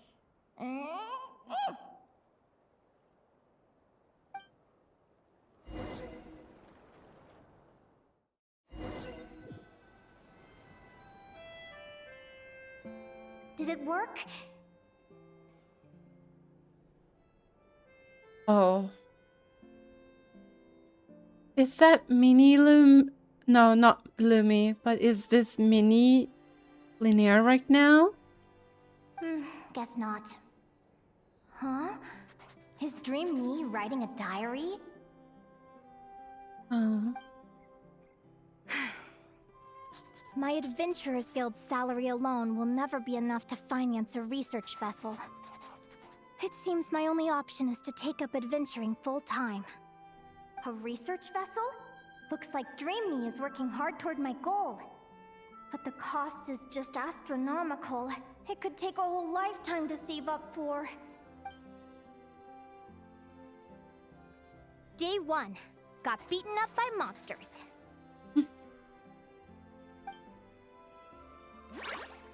Hi, Lumi.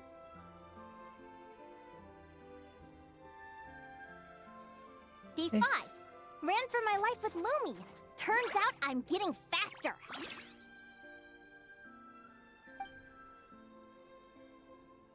Day 20. Asked a merchant about prices. Ships cost a fortune. But I can worry about that later. Right now, it's time for a proper meal. I'm starving.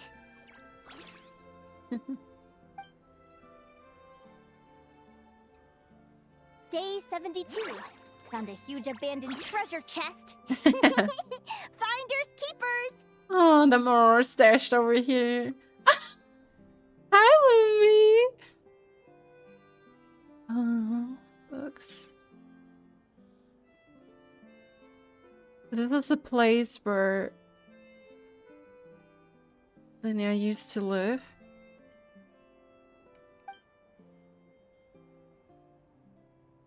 Ooh. Happy adventure anniversary to me! 1 year in. And still nowhere near rich enough to afford a ship. Ooh. Almost got scammed. Note to self. Secondhand ships aren't to be trusted. Good job I was wary and checked it over thoroughly before committing. You really do get what you pay for. Yes. Yes. Yes, yes, yes. Always be cautious. Oh. Finally beat that pesky thing. Hoping the materials I gathered recently will fetch a good price. The diary ends here. Hold on. Is this... A letter? A deed for the purchase of a large ship. And I've signed it! Could it be? Oh? A dream come true! Your ship! A dream? That came true in a dream? What a wonderful dream! What is the this? ship gently swaying as it carries me to a faraway land. Oh, what a feeling! This is so interesting. All the local specialties, like Fontaine, for instance, Mondstadt, Sumeru, and here's a map. Mondstadt, you find a destination? Let me check or the dormant chart. port. Next stop, Guyan Stone Forest. That place is steeped in myths and stories. I've only ever seen it in picture books. From there, it's on to Dragonspine. Wow, a snow-capped mountain! I've always wanted to visit, but never dared to.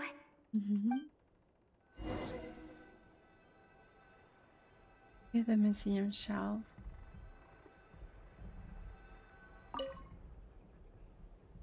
What's this?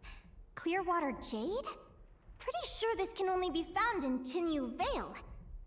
It looks like this ship has sailed to many places already. Makes sense. As soon as I buy my research vessel, I'll be off and away to voyage non-stop. Linnea, Ska. you've been really down the last couple of days. What's up? You're not seasick, are you? Are those her adoptive? Like, not adoptive, but not, like, you know, her parents. I've left your lunch by the door. Make sure to get some good rest once you've eaten. Coming!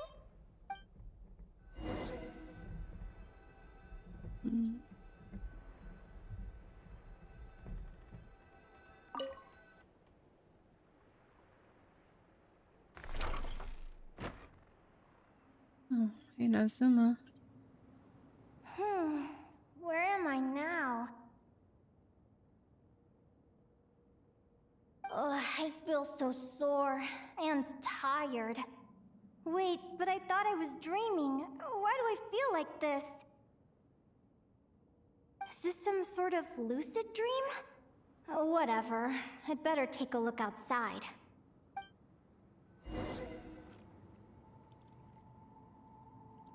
Investigate the supplies twice upon a gaze.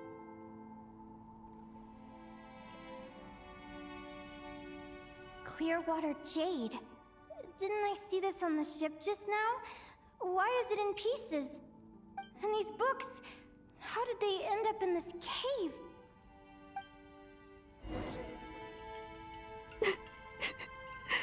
Lumi? How could this happen?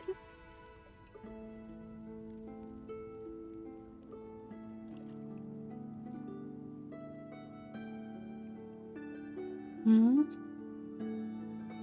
Lumi, why do you look so sad? Hey, hey, don't be scared. I'm right here, by your side.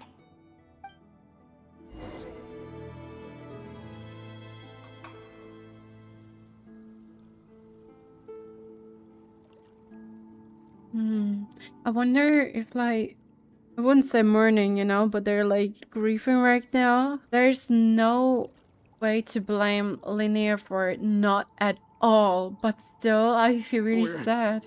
We're never getting back, are we? We're done for. It's all over. Oh.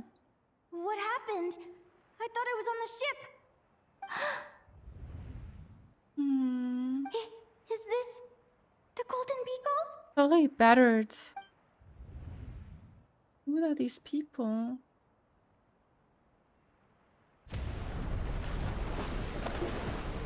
But why?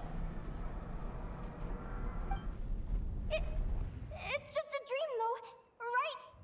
Come on, get a grip, Linnea. It's not real. None of this is real.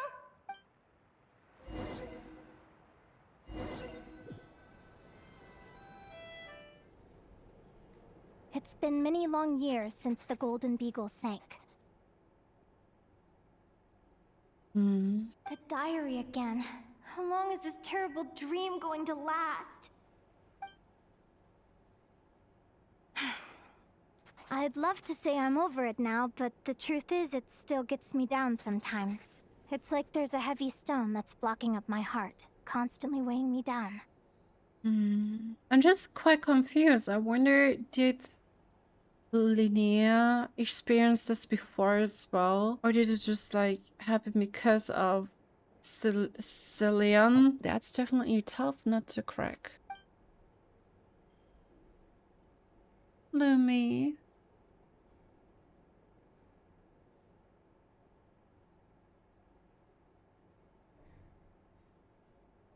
Maybe a walk in the courtyard will take my mind off things. Besides, my sister should be here soon.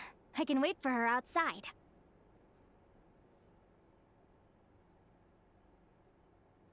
Sister? Sister? Who am I talking about? So many dreams, one after the other. My brain can barely process it all. Don't tell me Celeano is here. Her actual sister meets us in the courtyard. Linnea! Huh? That voice sounds familiar. Over here. Did you get my letter, Linnea? Oh. I'm so sorry to be the bearer of bad news. Come back to the tundra with me, so we can be with Mom and Dad one last time.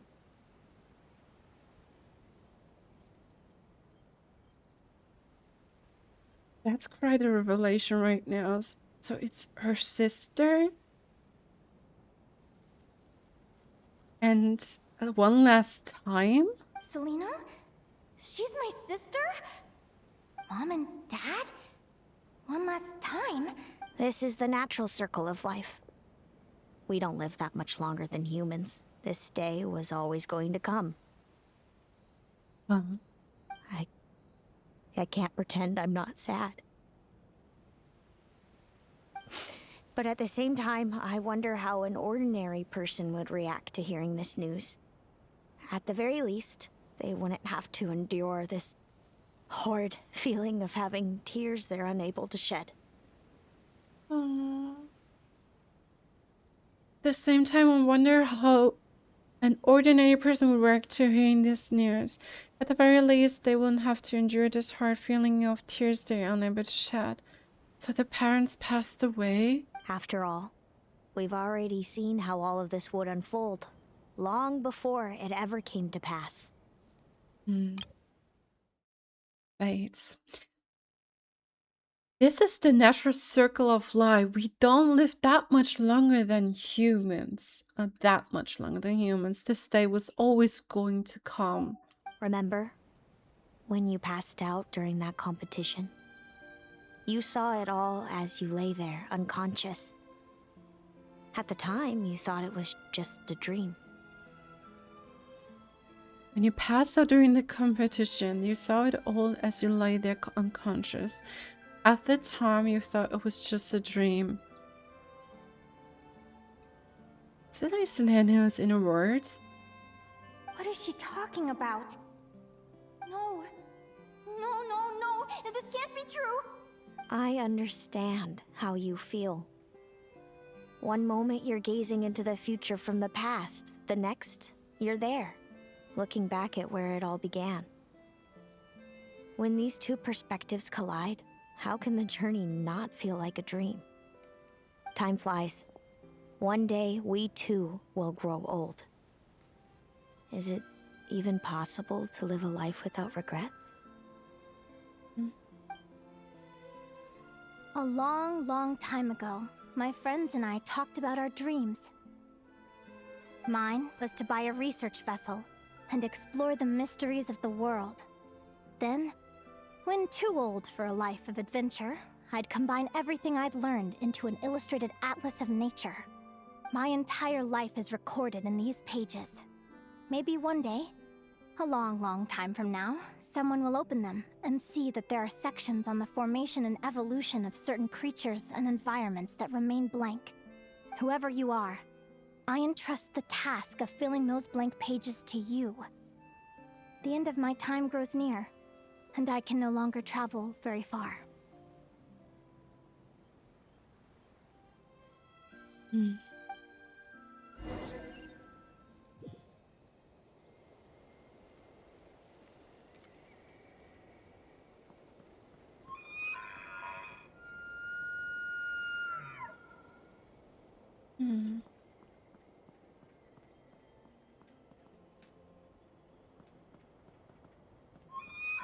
Is this supposed to depict Celadon and those the parents? Oh no, I'm sorry. I'm such a silly. It's her journey. Started in Augury, then in Natlan. We have Fontaine. Yeah.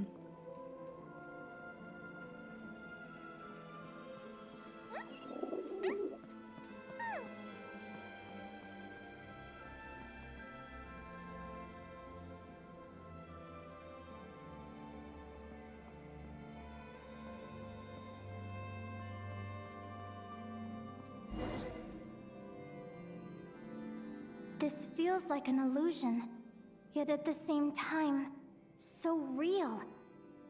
The end of life. So this is what death feels like. I still feel some faint sensations in my stiffening body, but I can't so much as move a finger. As the warmth flows out of me, I feel no pain. Just the emptiness that remains after everything else has slipped away. What's going on? What do you mean?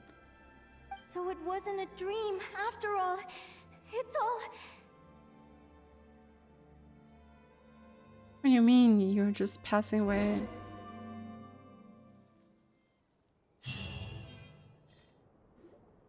Oh, Linnea, you're awake!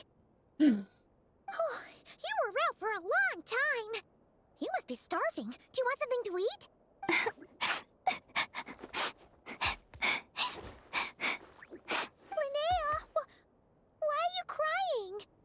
What time is it? It's evening. And it's the day after the quarterfinals. We were watching the match between Celeano and Jahoda when you ran over and grabbed Celeano's arm. Then, you just passed out. Do you have any recollection? You have a nightmare? What happened? So many things came flooding into my head, one after another. the end of the competition, things from my future, even the very end of my life, when I finally had to bid farewell to the world. Some moments were joyful, others painful. All of it felt so real. I don't know how to describe it, but it was terrifying. After one of her matches, Linnea mentioned her mysterious intuition that helps her predict her opponent's moves. And seemed to display similar ability during her match with Jahoda. Could this have something to do with Linnea's dream to Celeano? Good point. You passed out right after grabbing her. Plus, she said a lot of cryptic-sounding stuff. She has to know something about what's going on. Still, is it really a good idea to go looking for her? What if the same thing happens again? Could trigger more of those vivid dreams.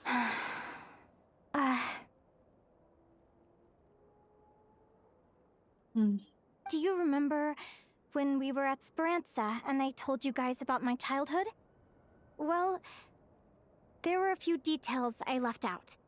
I wasn't a very cheerful kid, nor was I all that brave. Before I told my human parents about being a fae, I spent so many sleepless nights tossing and turning. I knew what might happen once I told them. I desperately hoped they'd say, Linnea, even if you aren't our child, we still love you. But I knew that was impossible. Their own human child was out there somewhere, as were my fae parents. Our family was a lie. And all lies unravel with time. So, even though I was terrified, and even though I knew I might end up an unwanted child, I eventually mustered the courage to tell them. I did what I thought was right. I knew things might not turn out how I hoped, but I wasn't going back on my decision. The same applies this time. I have to see Celeano. Oh, Linnea. I'm now realizing that I have no idea where she is. Oh, don't tell me I have to wait until the next round of the competition. I'm an unwanted child. Oh my god. This hurts. Huh? Aguara, do you know where Celeano is? I think he wants us to follow. Do you remember Celeano's scent? That's amazing! You're the best, Aggie. Aggie. All right. I think I'm about ready to do this. No use delaying it any longer. Let's go!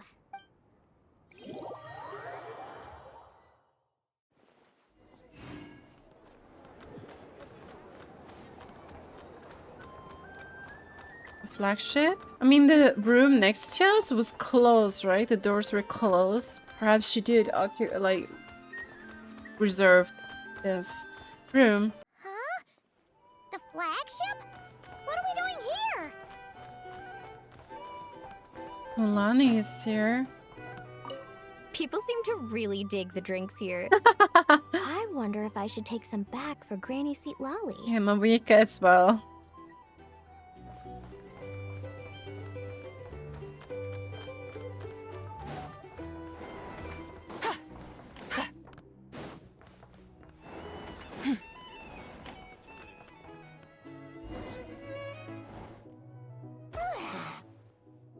After all that, Celeano's staying in the room right next to ours? No wonder Aguara could pick up her scent.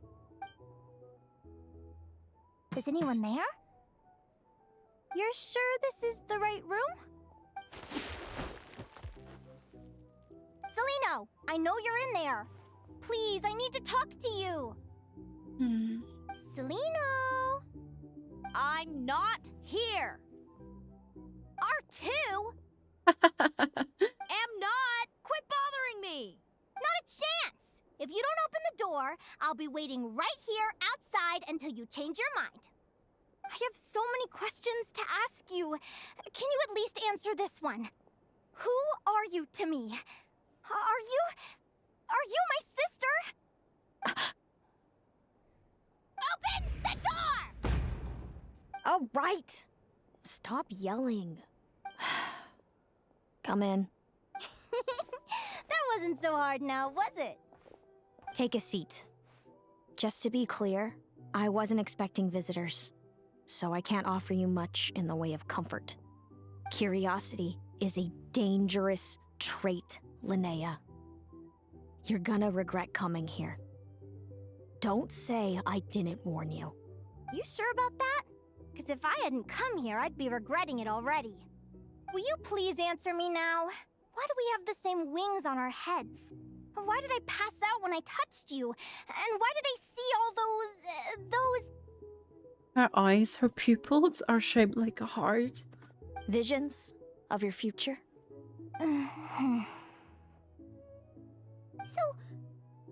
it wasn't a dream after all. Of course not. Linnea, you're an avid student of the natural world. Surely you're aware of the 6 most common types of Fae? The Vila, Domovoy, Leshy, Volkodlok, Snegovic, and Jack Frosts. Yeah, Volkodlok, Snegovic, okay, and Jack Frost. Vila, Domovoy, Leshy. Right. Well, there are many less common varieties too. The legendary Lantern Fae, the Sirens with their lilting songs, and us, the Augury Birds. Okay, those are the 6 most common types and less common varieties. The legendary Lantern Fae, Flints, the Sirens with their littling songs, and us, the Augury Birds. Augury Birds. We foretell both disaster and delight, gazing upon the past dawn and future night. Others fear and revere our might, while we alone detest our plight. I've never heard of an augury bird before, or the poem you just recited. That's hardly a surprise. You can count the number of augury birds alive today on one hand. And that includes you and me. They went extinct. We foretell both disaster and delight, gazing upon the past dawn and future night. Others fear and revere our might, while we alone detest our plight. So they can predict the future. So it's true then. We really are family. Family.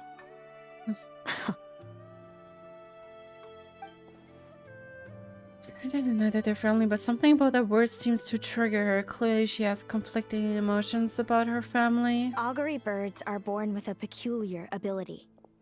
We can see crossroads in the flow of fate. Immutable future events that all paths will lead to. Immutable future events that all paths will lead to. Ooh.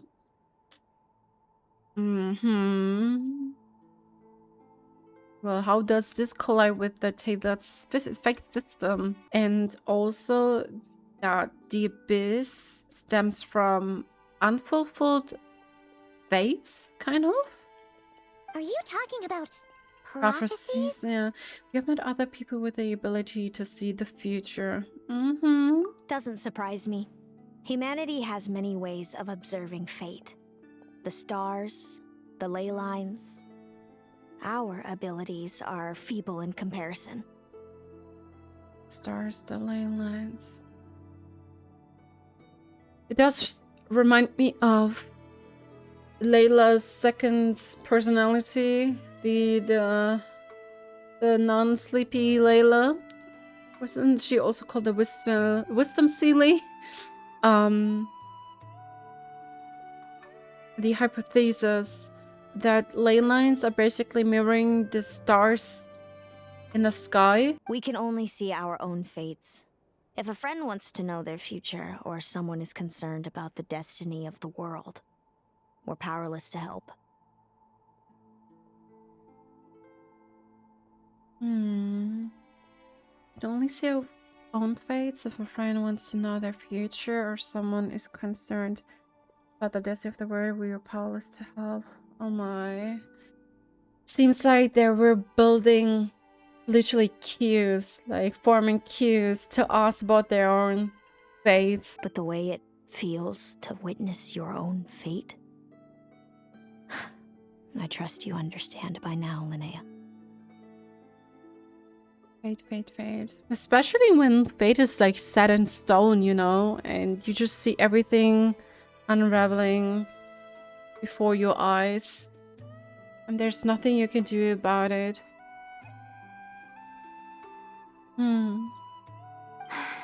It certainly wasn't fun. Those prophecies brought a flood of emotions with them. From excitement to frustration to bitterness. By the end, all I was left with was a kind of numb emptiness. Yes, and we were experiencing it at face value. I had a goal in life, and before I even had the chance to start fighting for it, I saw how it would end. It's like someone spoiled the ending of a story I was really enjoying. Wait till you've tried to defy fate and found how powerless you are to change it. That's when the real suffering begins. Everything is transpiring as I foresaw, yet I am powerless to change it. Fate is an immutable force. I can but lament as the inevitable unfolds. It really does crush someone. It's... But we're only also told very rare, like... When fate is set in stone, fate does not care about the sacrifices you made along the way. It will simply happen. It's complicated. I do wonder whether giving a man the power to see the future does nothing more for him than slowly crush his spirit. The visionary that only once said something similar. If fate were easier to change, seeing the future would be a huge blessing. It would be power desired by all. It's crazy. But if fate is set in stone, then knowing the future must be a heavy burden to bear. When you know every joy and every sorrow you'll ever experience, and there's nothing you can do to change it. Like you said, it leaves you with a numb emptiness. Generation after generation of Augury Birds lived with this burden. Until you were born, and our parents found the only solution they could think of. So it seems that Celeano is Celeano. Oh my god, I'm so bad with it. But she's the older sister, and I think this is quite interesting. The illustrations here, you know, they look like translucent, and there are also the stars. To be raised by humans? If an augury bird is set far from the Fae to grow up among humans, the awakening of their prophetic abilities Could be delayed. Ah, I see. But the signs were there. Like when she said that she could predict her opponent's moves, or, yeah, that's interesting. So that's how I became a changeling. What about the child I was switched with? What happened to her? Don't worry, she had the opposite problem to you. She needed to live among the Fae.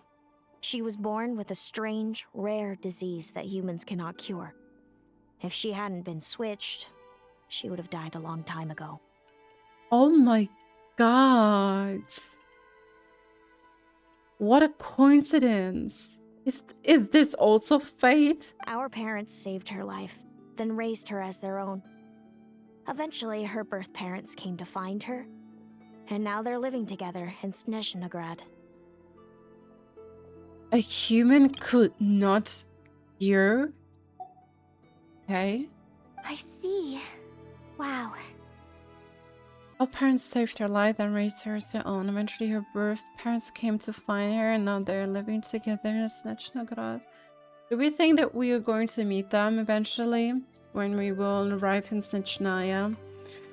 Or set sailor? It all makes sense now. But there's still one thing you haven't explained. Those things you said before I fainted. What did you mean by all that? I meant exactly what I said. I don't like you. You're jealous? But why? No reason. So we're back to this? If you won't tell me, I'll have to guess myself. Yeah, she was just like envious. Celeano, are you jealous of me? Fuck red-handed, but I don't blame you. Oh, good guess. But I wouldn't call it jealousy. More like resentment. By the time our parents came up with a solution for you and sent you off to live with the humans, I was already tormented by visions. If I'd been born just a few years later. How cruel fate can be. Yeah, she was bearing the burden. Mom and Dad would sneak over to Nodcry to see you sometimes. They talked about you non-stop. Even that human child got more attention than me. I came with them once, to Nodcry. When I saw you there in the distance, living your carefree life, I was torn apart by jealousy. But I had to pretend that nothing was wrong. Even that I wished you well. Did no one ever consider how I felt? What was I to them? A reject? A failure? A pitiful wretch abandoned by fate? Oh, Celeano.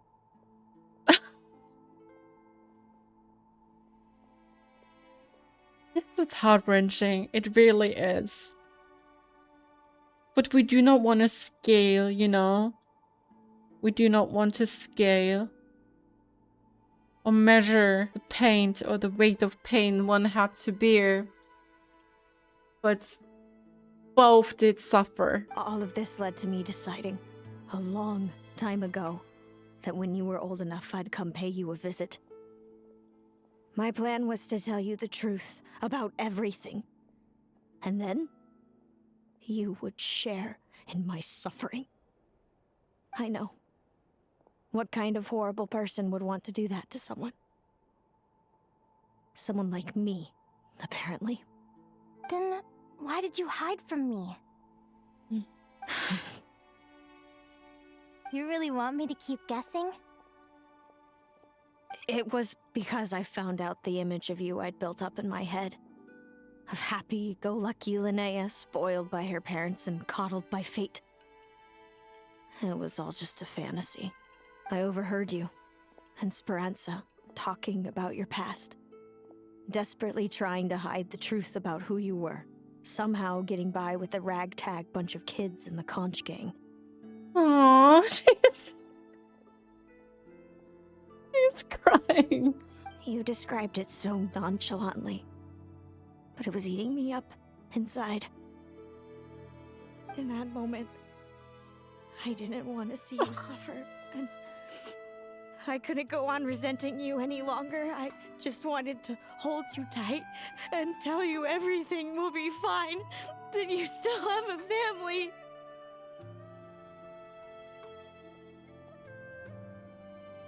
Wow. Oh my god. Wow. The voice acting. It was because I found out the image of you I'd built up in my head.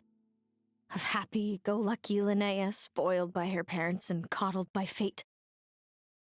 It was all just a fantasy. I overheard you and Speranza talking about your past. Desperately trying to hide the truth about who you were. Somehow getting by with a ragtag bunch of kids in the Conch Gang. You described it so nonchalantly. But it was eating me up inside.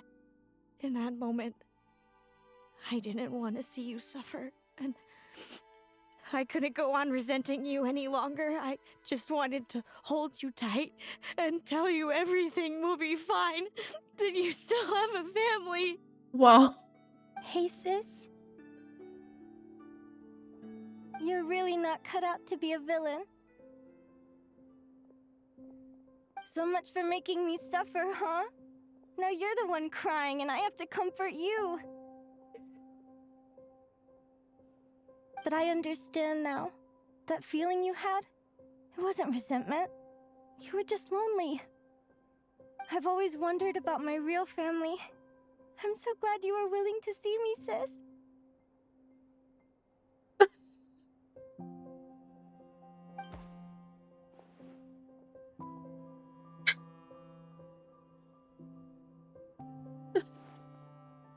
The references.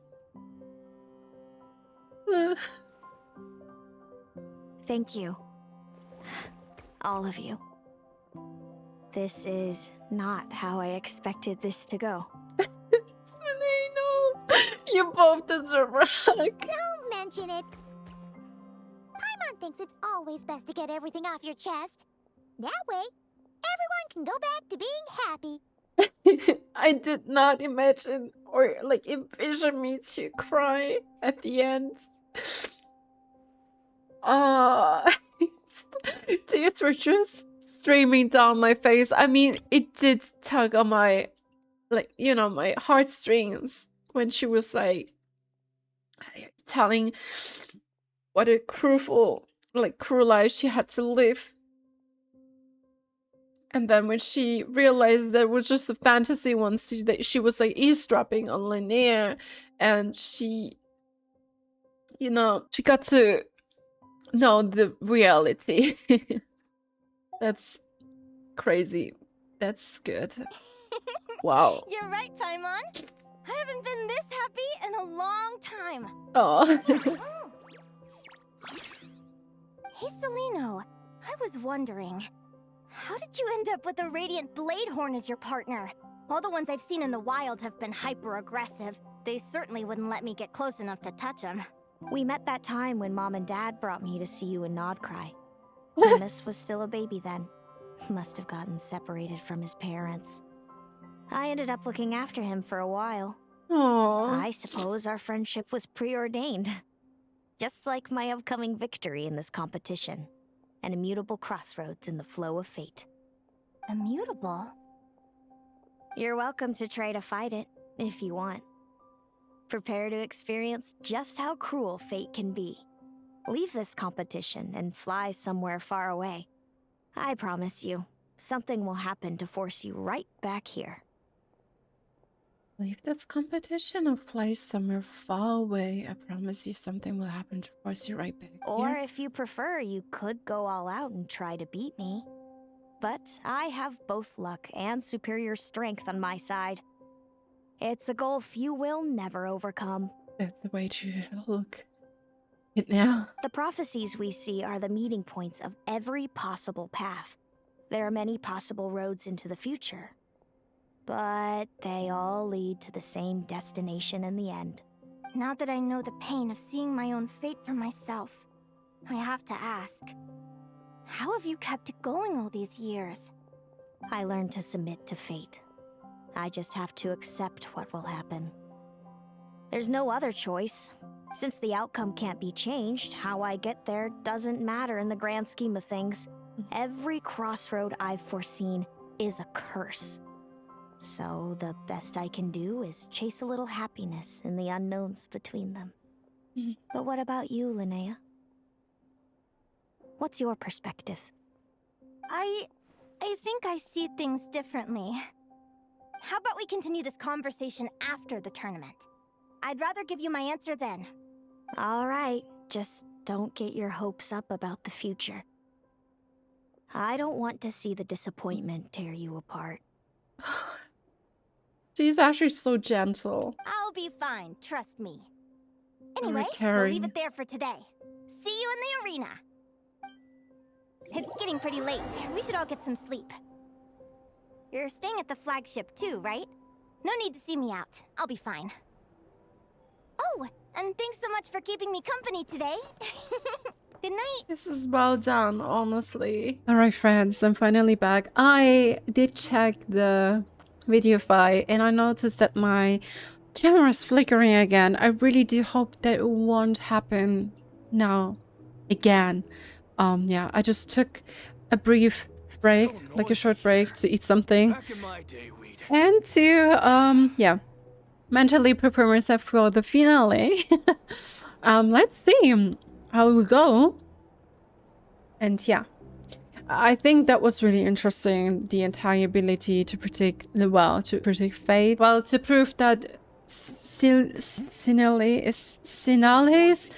prediction is correct and not a false one. She instructed us to fly away, or well, linear, and see that her destination is still set in stone, and she cannot escape from it. Like, fate will basically navigate her back.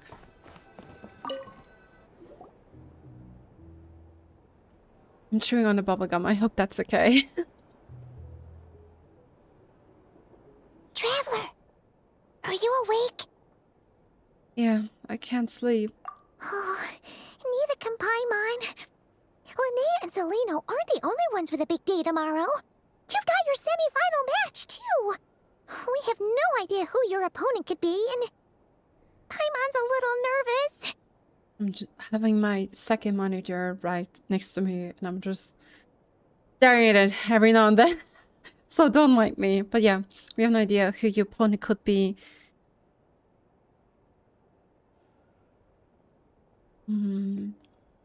Semi-final. Jahoda lost. Itto lost. Since we're both struggling to sleep, do you want to head out for a stroll? We could go grab something yummy, then take Aguara to check out the arena. Might be a good chance for our little warrior to get familiar with the lay of the land. Sure.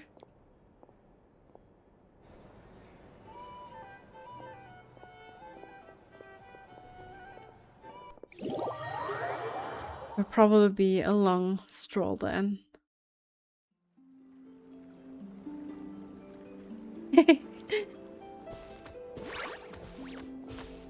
Listen up, Lumi. I've seen not Celeano's Lauma, Radiant Lumi. Bladehorn in action, and it isn't just strong, it's fast, too. Her best way to exploit both of these traits will be to make her Radiant Bladehorn charge you. You'll have to find a way to dodge the attacks, then pick the right moment to counterattack.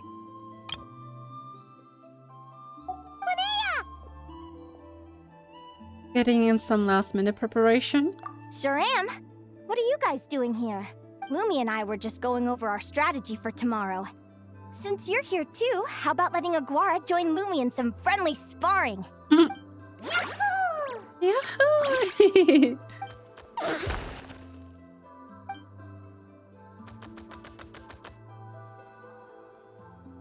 Lure the enemy in and wait for an opening to strike. Yeah, looks like that's my best shot at victory. But Hemus is so powerful. Even if we do find an opening, I'm not sure Lumi's even strong enough to make it count. I need a better plan. Does kind of reflect their bond as well, you know? Hemus had no one but Celeano, and Celeano was on her own. I don't know. I have quite mixed feelings about Linnea's biological parents as well as the adoptive ones. It's kind of messed up. You've prepared as thoroughly as you can. Thanks. Just because I've seen a future where I fail doesn't mean I'm willing to go down without a fight. That's the spirit. That is the spirit. Just because you know the results, you're aware of the outcome, doesn't mean that you should just lay down. Fate is such a mysterious idea. Despite having it explained to me and having seen it with my own eyes, I still find it hard to wrap my head around it.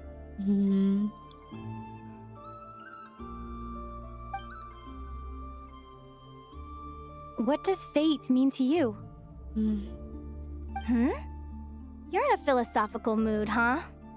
Well, I don't know if I'm the best person to ask. I've only just learned who I really am. I need some time to think. Besides, I'm an advisor, remember? It wouldn't be very professional for me to start spouting best guesses and speculation. What if I led you in the wrong direction? Relax. I'm just curious to hear your opinion. I love it whenever we can hear or listen to Traveler's voice. Alright, well, I think that knowing the future is a pretty lousy deal. But then, life's full of lousy situations. When I was a kid, my greatest suffering came from not knowing. I didn't know how my parents would react when I told them the truth. I didn't know where to go when they left. Back then, I actually wanted to know the future. I dreamed of a day that fate would send me a sign. I just wanted some clear guidance on what I should do. Something to give me the courage to go on. But fate didn't show me anything. It was my own stubborn will that got me through. Turned out that the only person I could rely on was me. I've always known what it's like to be terrified of the unknown. And now I'm learning that knowing for sure isn't all it's cracked up to be either. What's the big deal? The world hasn't ended and I haven't changed. What do I have to fear? I've always known what it's like to be terrified of the unknown. And now I'm learning that knowing for sure isn't all it's cracked up to be either. What's the big deal? The world hasn't ended and I haven't changed. What do I have to fear?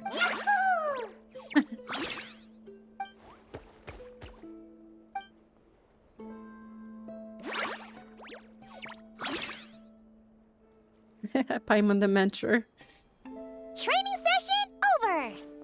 Feels like these two are really forming a close bond. Oh. All right. I think we're as prepared as we can be. Time to get some shut-eye. Tomorrow, we're gonna face our fate. I'm excited. Wait until the following day. What means fate to you? Oh. And the NPC just came out of nowhere.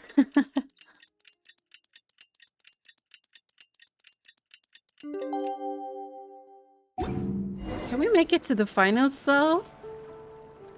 Complete the Fated Duel. Fate. Ah, I can't wrap my head around it either.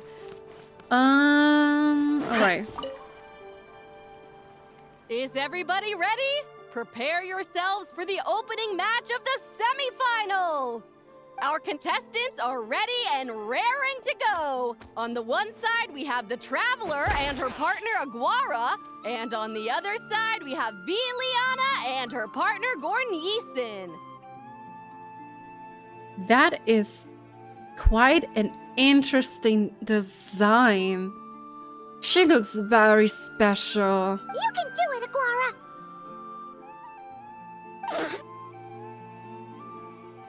What is she? She definitely is not ordinary human. Viliana? First, because of the last minute training yesterday, Augura is more fired up than usual and wins the match with style. Hello? Who is she?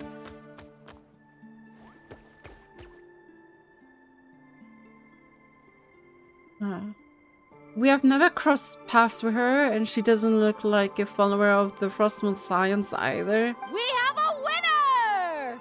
Everyone, please take a short break. The second semifinal will begin shortly. Yeah, if Celian's claim or like, yeah, words is to be believed, and it's true, then she is going to be our final foe. But, let's see about it. Great job, Aguara! Hey, Traveler, Linnea and Celeano are up next. Come on, let's cheer them on! Let's see. Oh! That's very interesting now.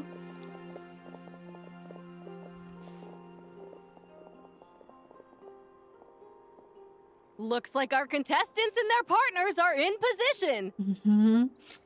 Who to cheer for? I have no idea. Yeah. On the one side, we have Linnea and her partner, Lumi. And on the other side, we have Celeano and her partner, Hamus. Buckle up, folks. The semifinals are about to begin. Hey. It is so cute. You can do it, old boss. Go get him, Linnea!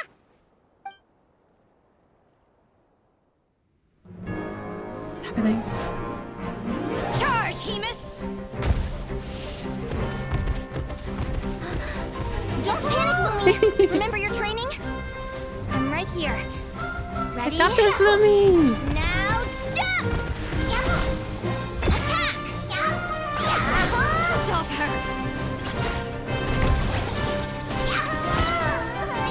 No. What a fierce battle!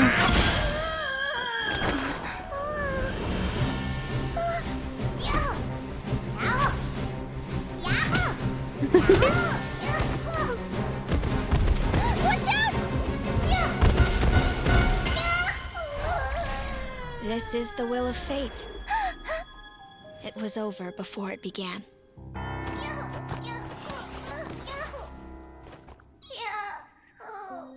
Lumi! Lumi! Huh? Aww, the scene. Oh? You wanna come with me? Let's go then. The wide world awaits.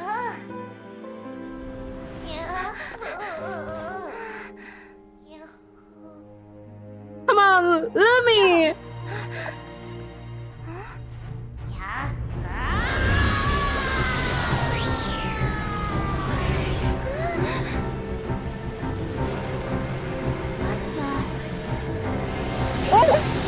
Giant Lumi!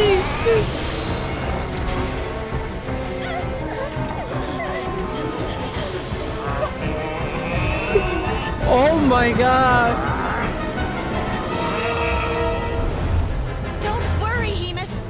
Victory will be ours.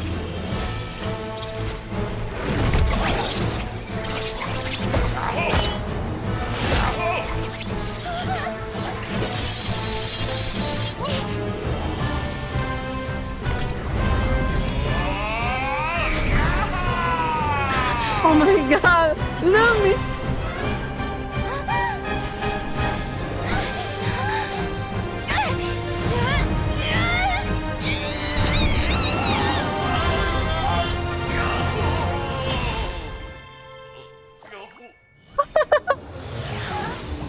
Was this Lumi's true?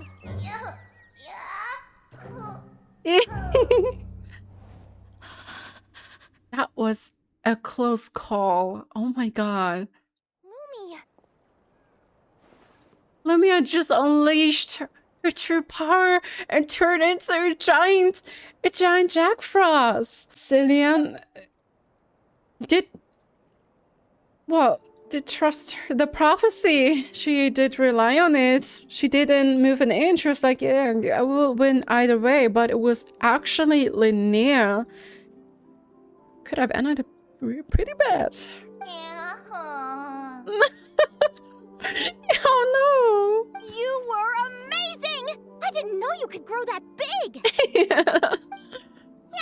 Yahoo! Oh my god. That was quite unexpected. You know, you look a little different after absorbing all that Geo. Wait a sec! Could that be it? Geo? Oh, Linnea! Are you guys alright? Traveler! Paimon, come quick! I figured out why Lumi is different from other Jack Frost! After all the theories I've looked into, it turns out there was one possibility that never even occurred to me! What if Lumi wasn't born different at all? What if it's all a consequence of her diet? Surely ingesting large amounts of rare ore could explain the development of her geo features. Oh, what if Lumi wasn't born different at all? What if it's all a consequence of her diet? Surely ingestion large amounts of rare ore could explain development of her geo features. I mean, just look at Viships! Depending on their element, Viships can look wildly different. But from a biological perspective, they're still considered the same species. Lumi, you don't have to wait for evolution to catch up at all. You just have to find another Jack Frost who likes the same things as you do. Then you'll have a true companion! I'm so happy you unleashed your full power, Lumi! If you hadn't pushed yourself like that, I never would have had this Eureka moment! Yahoo! I thought Linnea would be disappointed after losing her match, but I guess this reaction is more her style. Linnea, why did you hold back? What do you mean? If Lumi had landed that hit, you and Hemus would have been in serious danger. Even so, when that hammer started to fall, the future I once saw went blank before my eyes. Did fear cause me to see a false vision? Or did she truly cheat fate for a brief moment? What does it matter? In the end, the pull of fate exerted its force all the same. The prophecy came to pass as surely as the sun rises in the morning. What's on your mind, sis? I just think it's a shame. You gave your all in that battle, but it didn't change a thing. Whatever path you take, it always leads to the same place. Fate is so cruel. Celeano, do you remember the question that you asked me? I told you I'd give you my answer after the tournament. I remember. And I'd still like to know what you think. You told me. There are many possible roads into the future, but they all lead to the same destination in the end. Well, I prefer to think of it the other way around. We might already know where we're headed, but we get to choose how we get there. Great mindset. Maybe fate will always lead us toward the same destination, but I never cared much about the outcome. I just want to walk my own path. So, even if I was destined to lose to you, there was no way I wasn't gonna give it everything I had. And even if my ship ends up at the bottom of the ocean, I'm not gonna let that stop me from sailing it to every corner of the world first. If all people care about are outcomes, then why doesn't everyone give up on happiness and love? After all, the certainty of death is the one thing that every person knows about their fate. If all people care about our outcomes, then why doesn't everyone give up on the happiness and love? After all, the certainty of death is the one thing that every person knows about their fate. True. But my feelings, my thoughts, everything I've seen, all that exists beyond the reach of fate. They belong to me, and no one else controls them. Lumi agrees. Lumi, sounds like you agree, right? Linnea. Ignorance really is bliss. Even when we're scared and uncertain, it's important to face the truth head on. You sure about that? Because if I hadn't come here, I'd be regretting it already. Well, you're learning from her, right, Linnea? Thankfully you guys are united again. Or actually, united. How I envied your cheerful optimism when I first saw you. I thought your happiness was all thanks to your obliviousness to fate. And now that she did face fate. Yet now you've witnessed your fate and experienced failure. And still you haven't let it drag you down. Quite a strong character. Perhaps I was wrong from the start. The difference between us was never about knowledge of our destinies. It's about having the courage to accept it. Celeano, you okay? You're looking pretty zoned out. Actually, I was just thinking, I'm happy for you. I claimed the victory promised to me by fate, and you found your answer. A truth that transcends fate itself. Sounds like I got the sweeter deal overall. But hey, mine and Lumi's journey isn't over yet. So enjoy your victory, Celeano. But don't get complacent. Oh, it's not over yet. Otherwise, my partner here might just take it back from you one day. You better watch out.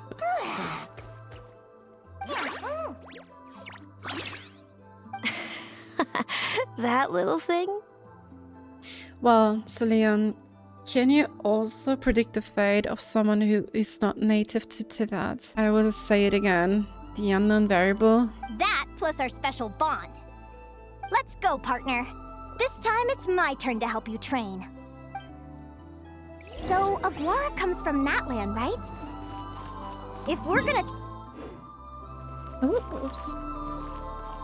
Let's go! See?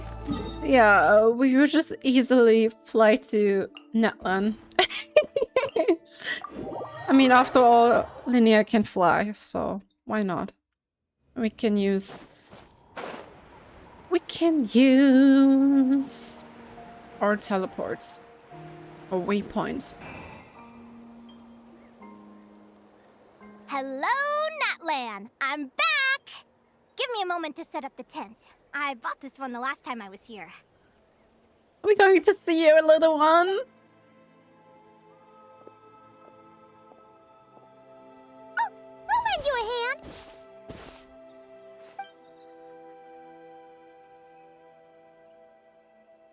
Oh, cozy.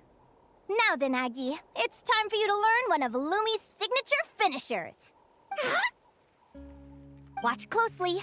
Lumi, do the honors. Yahoo! It's a rock hammer. Linnea, you seriously think Aguara can use a giant geo-hammer? From what I've seen, Aguara's fighting style isn't that dissimilar to Lumi's. They both use agility to set up their opponents while searching for opportunities to attack. Mm-hmm. But Aguara isn't strong enough to break through Hemus's defenses. He needs a weapon to level the playing field. Aguara will need to channel geo-essence from the ground and fashion it into a powerful rock hammer. Simple enough in principle, but it might take some time to master. Aguara, want to try it out? Oh. Don't worry. It's normal to fail on the first try. Just gotta keep trying. You'll get the hang of it. Lumi, it's up to you to show Aguara how it's done. Huh?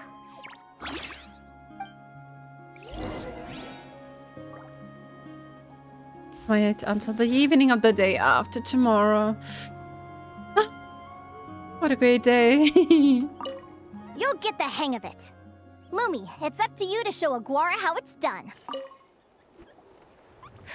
Feels like I blinked and 2 whole days went by. Paimon. I've heard it said that people can find their fates by studying the stars. I guess that means that fate's been looking down on us this whole time, huh? I could really do with some sleep. Good night, you guys.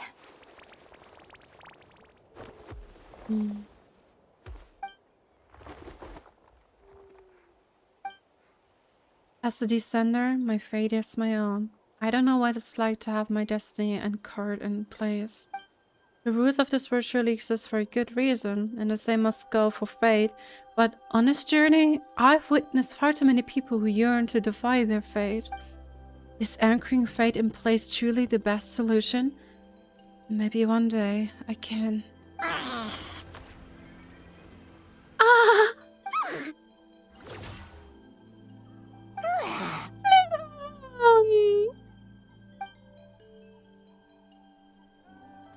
Oh, he's training him.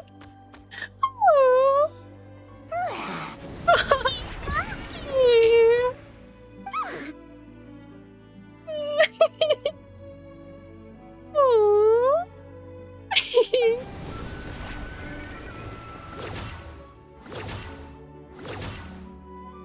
What a surprise! This is beautiful.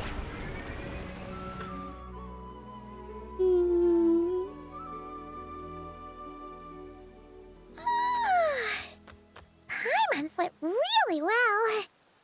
Yeah, Aguara trained all night. Huh? Whoa! Look at all this grapefruit! Aguara, did you pick these for us? Oh, so proud of you! Wow! When did you learn to do that? Credit that when it credit's due.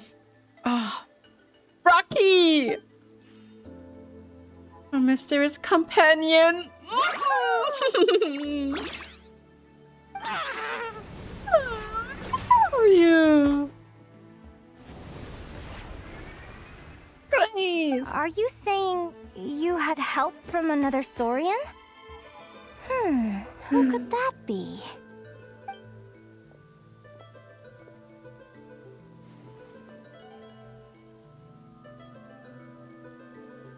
Aww, baby!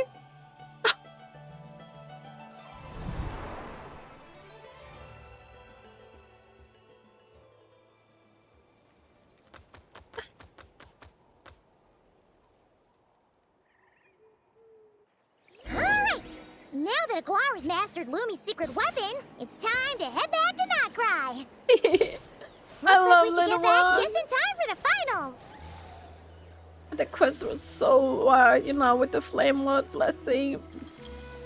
Ah, Hutsu partly a little nuclear weapon. Ah, little one, I love you. I love you so much. We're so proud of you. Hope your journey is a fun one so far. By the way, where's that? What was her name again? Viliana? Oh. The final is about to begin. Contestants, please take your positions. Spectators, we kindly ask you to wait outside the arena. Oh, it's finally here! Aguara, today is your time to shine.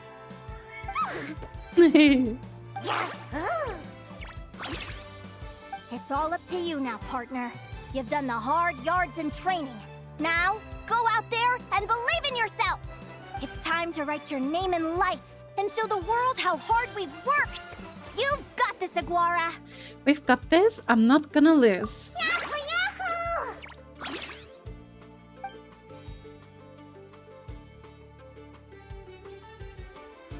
Ladies and gentlemen, the wait is finally over! It's time for the Spirit Envoy Championship Final! You'll be very familiar with our contestants by now. Celeano and her partner, the Radiant Bladehorn Hanniyah, who seized their place in the final after a hard-won victory in the last round. Now that I think about it, it wasn't visible, right? She doesn't have a vision. At least not a visible one, yeah. So we do know that Fae do not really need their visions to channel elemental energy. But it would be kind of interesting if Celeano turns out to be playable in the future. Then we have the Traveler and Aguara. This little Tapet Lazur might not look like the most ferocious beast, but this duo have fought courageously to reach the final stage. Don't judge a book by its cover. Who will be crowned champions today? In a few short moments, we will find out. Back from training camp? Then let's do this. Show me what you've got. You've got this, Aguara. Don't be nervous. The Roar Saurian and the Mountain Crusher Rhinoceros. Celeano and Hanniyah are extremely powerful. At the beginning of combat, Hanniyah's actions cannot be observed. Once Celeano has assessed the situation, she will direct Hanniyah to perform feints. Use prior combat experience to identify the true intent behind each move. Hold out long enough and the momentum will shift in your favor.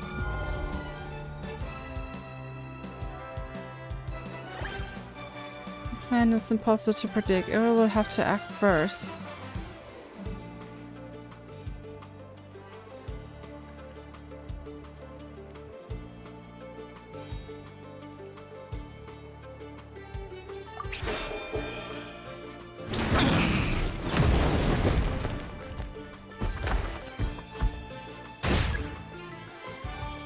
Oh, her HP bar has increased.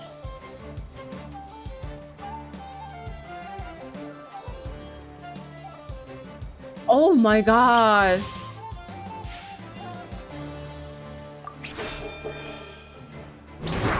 Another draw?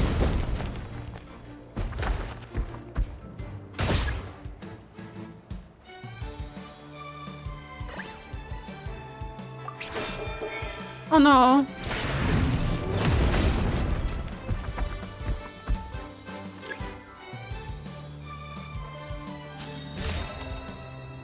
Ultimate? Already? Impressive. Hanniyah, summon Animo energy on your horn and then charge. Now you see what you're up against.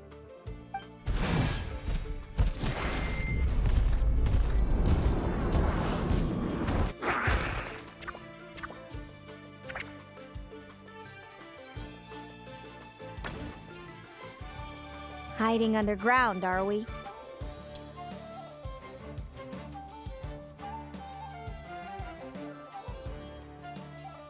Ah! Keep charging, Hemus! Jolt him out of the hole!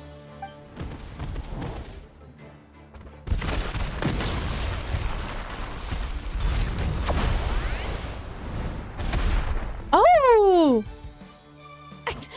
Hemus, are you alright? I thought she would outplay it, or Hemus would outplay it. Good job, Augury. Great! Nice! The opponent appears to be adopting a defensive posture, but again, Celeano, things are always what they seem.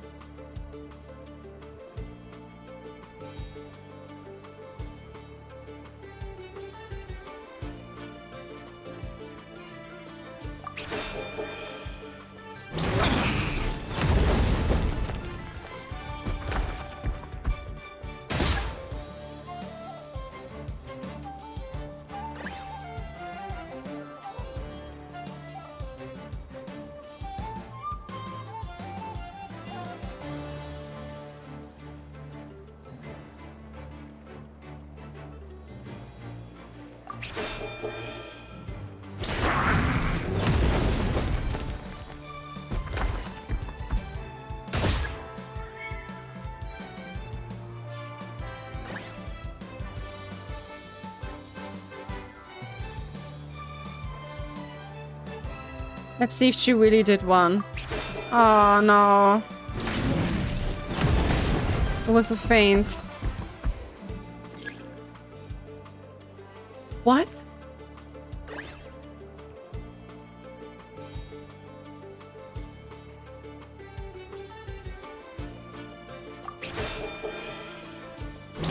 It's always draw.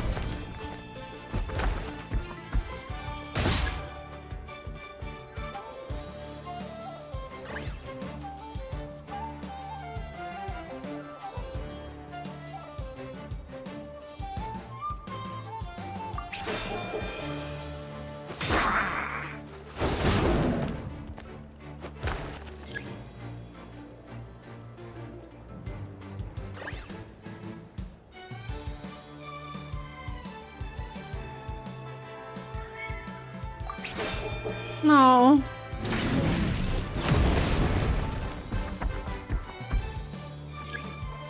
Ooh.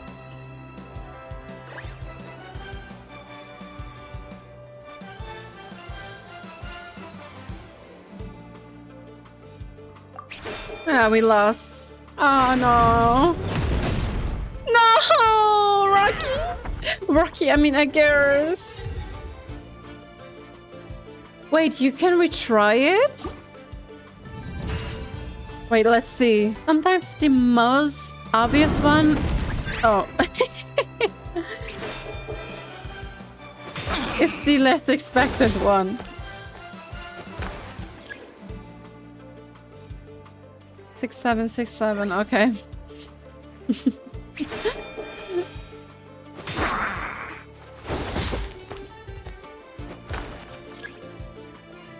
Oh, come on. Aggie, we got this.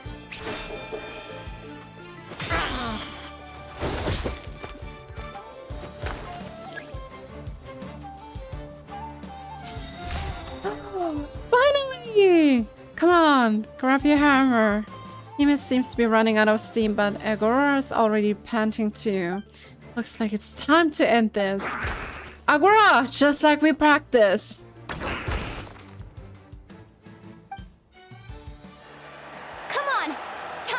Training into practice.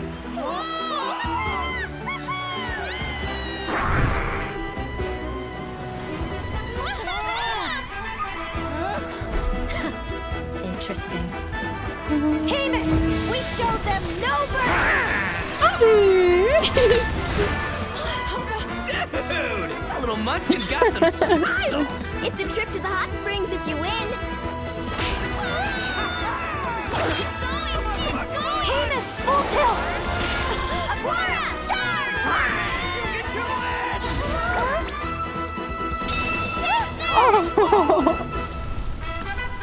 Yay! Let's go! Hamiss has lost the strength to fight on. It's all over, folks. The champions are the Traveler and her partner Aguara. Yippee! Aguara! Aguara! There she is! She's there again! So, I lost. You did superbly, Hamiss. Get some good rest. Aww. Seems I underestimated your little partner. I'm impressed. What did I say? Told you my partner would help me settle the score. You played a big part in this win. It was all thanks to Lumi's secret weapon. Ladies and gentlemen, we will now take a short break to give our finalists a moment to recover. But don't go too far, because we'll be back very soon for the award ceremony. Thank you to our contestants for your amazing performances. Now we'll be interviewing our 4 top finishers. Who is you? You look so interesting. You're no human. Thank you to all our contestants for your amazing performances. Now we will be interviewing our 4 top finishers. First up, it's our champions, the Traveler and Aguara. Aww. We can all see that Aguara is still a young slip of a Tapetlosaur, and yet the fiercest of enemies couldn't stand in his way. So tell us, what's the secret to Aguara's success? The secret is Augura's special connections with his friends. I see. It sounds like behind every champion is a dedicated group of supportive friends. I'm sure we're all looking forward to even more spectacular performances from Aguara in the future. Do you think you're up for the challenge, little one? Of course. Next, we have our runner-up, Celeano. Let me start by asking, what's next for you and Hamiss? Will the 2 of you keep adventuring together in the future? She's so pretty. I love her design a lot. No, Hamiss doesn't belong with me. I'm hoping that soon I can set him free to roam the wild. And of course, since he's so friendly towards humans, I do hope any adventurers who run into Hamiss in the future won't mistreat him. Sounds like Hamiss is a real freedom lover. If we have any adventurers in the crowd, please keep your eyes peeled and make sure not to hurt our friendly Radiant Bladehorn. I must say that Celean's voice reminds me of Emily's once. Moving on now, we have some more familiar faces from the semifinals. This first question is for Linnea. During your match against Celeano, you jumped in to stop your own partner Lumi's rampage, costing you a certain victory. Do you have any regrets? Not at all. I'd be lying if I said I didn't regret it even a little bit. Okay. But who wouldn't? All we can do is live our best life and hope to look back with as few regrets as possible. Well, true. And overall, I had a really great time in this competition. I found my long-lost family, and we really care about one another. Inspiring words from Linnea. Now it's time for our final interviewee. Please welcome Viliana from Snegurochka. Anything you'd like to share with the crowd?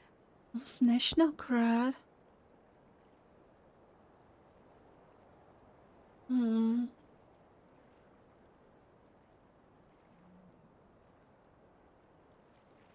Is she also Fae? Well, I've been really loving Not Cry. There's so much to see and do. I'm planning to stick around for a while, so if you see me around, come and say hey. Aww. Great. Enjoy your stay, Viliana. Well, folks, we've heard from all 4 of our semi-finalists. Now, to round things off, it's time for a group photo. Thank you to everyone who took part in the Spirit Envoy Championship. We hope to see you next time. Aww.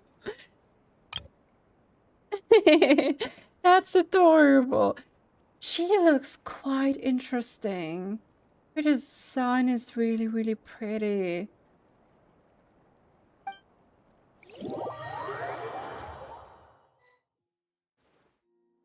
Linnea, I gotta get going. I'll make sure to tell Mom and Dad how you're doing. I know they'll be so happy for you. Without me around, your prophetic abilities will be slow to develop. But you should know that Since you've been to the tundra and you've encountered others of your kind, it's only a matter of time before your abilities fully awaken.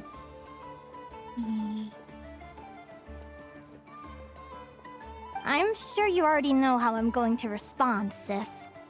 I'm not afraid to know the future. All that scares me is the prospect of a life without you, Mom, and Dad. I know. Well, write me whenever you want to see me. I'll be there in a heartbeat. And when you're ready, come visit us in the tundra. I'll give you the address. Thanks, Celeano. I can't wait to see you again. Bye-bye. See you hopefully soon. Oh, that was a good one. I really enjoyed this quest. Aww. A champion medal earned alongside Aguara in the Spirit Envoy Championship. Looking upon it, one can almost see Aguara's heroic figure dominating the arena once more. Of course, this victory in the finals would never have been possible without the help of Linnea and Lumi and our little one. Aww. That was a really good one. Really liked it a lot. And I did not imagine it to be, like, it turned out so sad. I did not imagine that at all. But that character before was really interesting. Go child of the Fae, make your way to the villages and towns and seek kinship with the humans. The word of the Fae is ripe with the sorrow you do not understand. Yeah, you know the drill. We're going to take a short break and then we will see us soon. I just came across Viliana. So she is apparently, I just looked it up, she's apparently an open world NPC. This is really interesting. Never thought I'd meet a Fae like this. Fae? Never thought I would meet a Fae like this. And you're a Snegurochka? Wait, wasn't Alias lover called Snegurochka as well? And you are? Ah, hello, my name is Viliana Velozovna Belozerskaya. I'm an adventurer from Novokitsigard. I haven't officially joined the Adventurers Guild though. Traveling like this is the absolute most my mother can tolerate. If I took it a step further and joined the guild, she would practically melt with rage. Anyway, I'm trying to gather inspiration from my book, Night Murmurs from the Far Border, while traveling. It's a collection of stories about all kinds of Fae friends. Ooh, interesting. Tell me a little about the Fae. How should I put this? Hanniyah has such a massive diversity of Fae that, despite being one of them, so she is indeed a Fae. I still have to consult ancient books just to recognize certain names. Take Miss Linnea as an example. Before coming to Augura, I never dreamed of encountering a live Augury Bird in the flesh. Ah, I'm so lucky. So I'm planning to spend a few more days. Who knows, I might even run into some other Fae friends. We could arrange a meeting, but Flint wants to keep a low profile. You are Snegurochka. Oh, judging by your expression, you haven't been to Hanniyah yet. You're right. Compared to Augury Birds like Linnea, whom you'll only ever read about in books, we Snegurochka are among the most numerous Fae out there. It's just that, as you can probably guess, our kind generally loathe the heat, so we seldom leave the northern snowfields. For my mother, a titled lord honored by Her Majesty the Tsaritsa, letting me travel solo like this is an incredible concession. Meeting you is truly a privilege made possibly by her royal leniency. A title lord honored by Her Majesty the Tsaritsa. My distant aunt, on the other hand, The Grand Duchess Pavlina of the House of Hesperides has completely sealed off her territory, refusing to let a single one of her subjects venture out in the world. Though I suppose she has a reason. Anyway, once you visit our beautiful nation, you won't be surprised by Snegurochka anymore. What a turn! Okay, see you. Special friendly friends. If you haven't met any other special fray, be sure to let me know. Okay. Well, guys, this was quite an interesting one. We did get a bit more lore on the Fae. At least we do know about the common one, the uncommon ones. I'd meet a Fae like this. Well, it's uncommon, the writer. Yeah, you get the idea. Oh, thank you. She's so cute. She's like, so kind. Yeah, you know, I am gonna take a beefer. We'll see us soon. Linnea's story quest was pretty good and had a turn I didn't expect. I really enjoyed the execution of the Envoy Spirit Championship. It was refreshing to reunite with old friends like Itto, Mualani, and Itto. Mualani's and Itto's anecdote was especially funny as they bickered. I mean, Itto is quite moutful after all. We spent some time with Aguara and Gura's partners, which I really enjoyed. Our little one made an appearance as well and helped Augura manifest those geohammers, which were inspired by Lumi's Macros? I think it was called Macro, right? Let's talk about the highlight of the story quest. Linnea is a cheerful, knowledgeable adventurer. As a naturalist, she possesses profound knowledge about living creatures and their special traits. Her mind, armored with courage, curiosity, and bravery, allowed her to explore the horizons of Teyvat, even when it could have cost her life during the voyage. She records each observation experience in an archive of notes with an additional section of lessons to remember. One day, when old age becomes an obstacle to adventuring, she wants to combine it all into an illustrated atlas of nature. When Linnea told us fragments of her past while Celeano was eavesdropping, I had mixed feelings. Knowing you are different from the people you live among and accepting who you are despite the fact that your parents are still out there, while your adoptive parents left to look for their biological daughter, is a lot to stomach. I admire Linnea's optimism and how straightforward she is, making the most of her life, but beneath her shell, she suffered a lot. When she was a child, she spent a lot of time with her adoptive father watching the sunrise and sightseeing wondrous beings at the seashore as he explained each one's special traits. Her mother did not express her love directly the way her father did,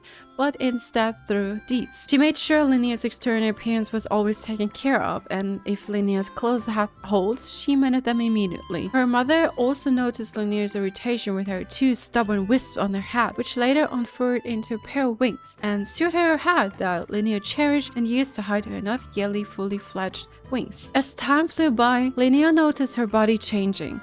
Those two annoying wisps grew into wings, crystallized markings formed on her skin, and then also echoed every now and then. Go, child of the Fae, make your way to the villages and towns and seek kinship with the humans. The world of the Fae is ripe with a sorrow you do not understand. Struck by fear that her parents would eventually abandon her once the true surface, she hid her non-human markings for as long as she could. Eventually, she found the courage to lay bare what she had been hiding. Her adoptive parents filled the air with silence. There was no reaction at all, no encouragement, no scolding. Linnea knew this moment would turn her life upside down. Even days after, her parents did not address it. Instead, they left at dawn, buried themselves in work, and returned home at sunset. Linnea learned the art of reading the room. Things looked normal from the outside, but her world was slowly crumbling. Eventually, her adoptive mother became gravely sick, hanging between life and death, and yearned to see her biological daughter. Once she recovered,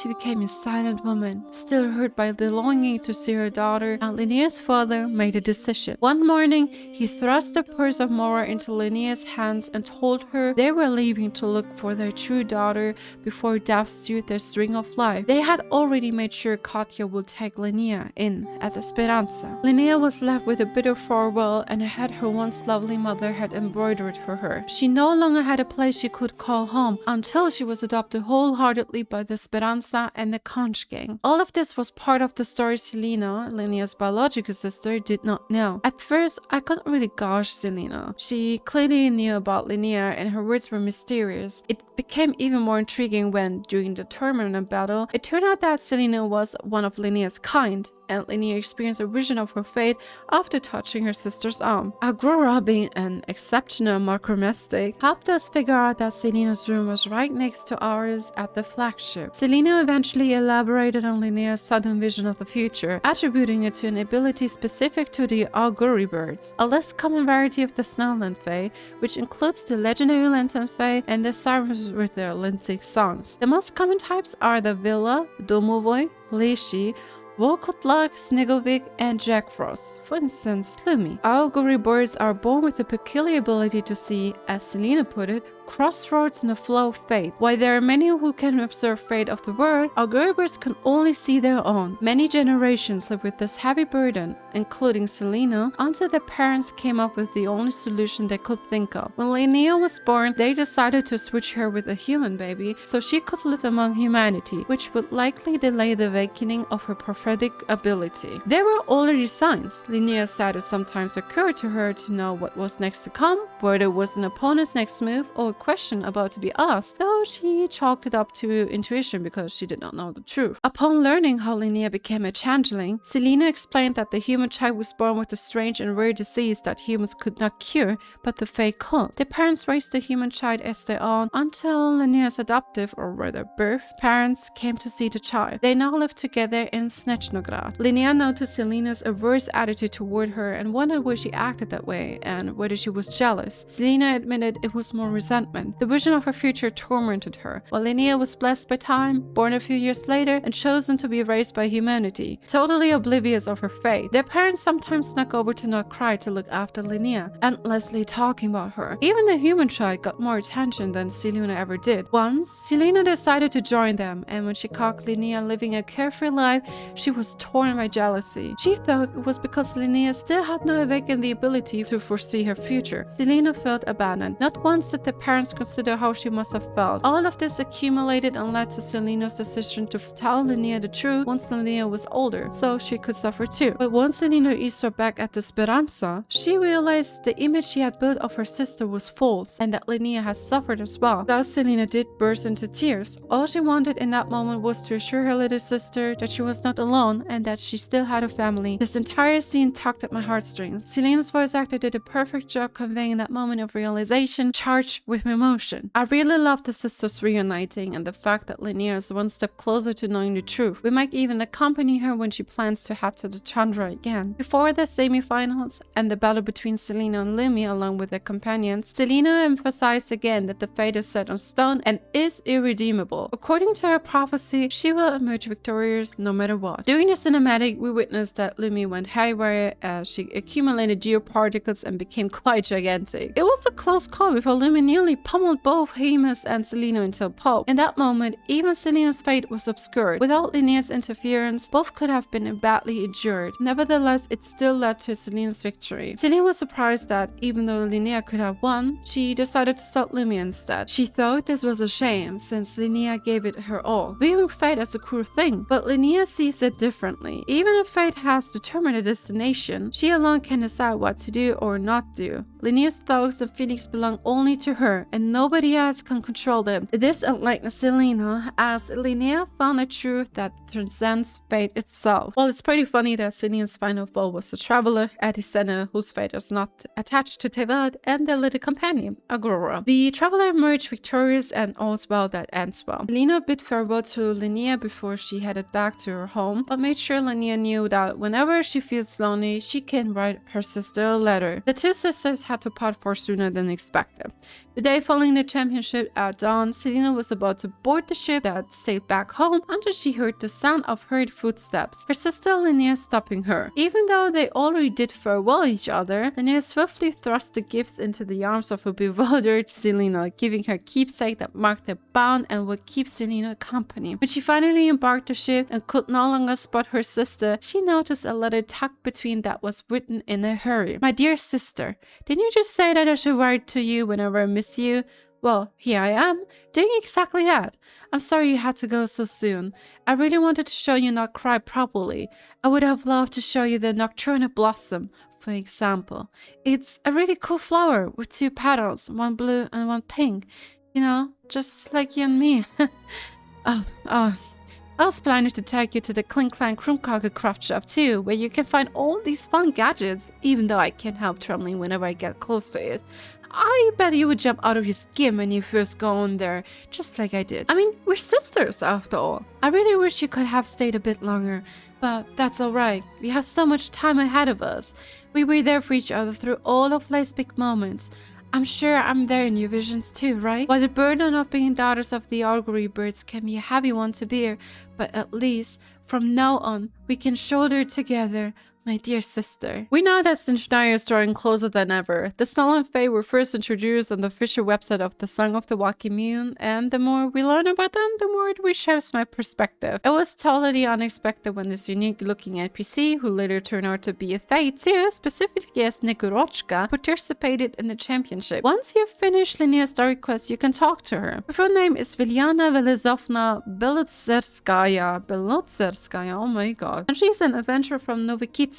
Apparently, traveling is the only thing her mother's threshold allows, and joining the Adventurers Guild is out of the question. She's currently trying to gather inspiration for her book, Night Murmurs from the Far Border, while on the road. The book is a collection of stories about all kinds of Fae friends. Cinchinaia has a diverse range of Fae. Even though Viliana is one of them, she still has to consult ancient books to just recognize certain names. Meeting an Augury Bird in the flesh like Linnea was beyond her imagination. Compared to those you'd only ever read about in books, Snegurochka are among the most numerous Fae out there. Their kind loathe the heat, so they rarely leave the northern snowfields. Also, let me recite, but my mother, a titled lord honored by Her Majesty the Tsaritsa, letting me travel solo like this is an incredible concession. Meeting you is truly a privilege made possible by her rare leniency. Viliana's distant aunt, the Grand Duchess Pavlina of the House of Hesperides, sounds like a point of interest, has completely sealed off her territory,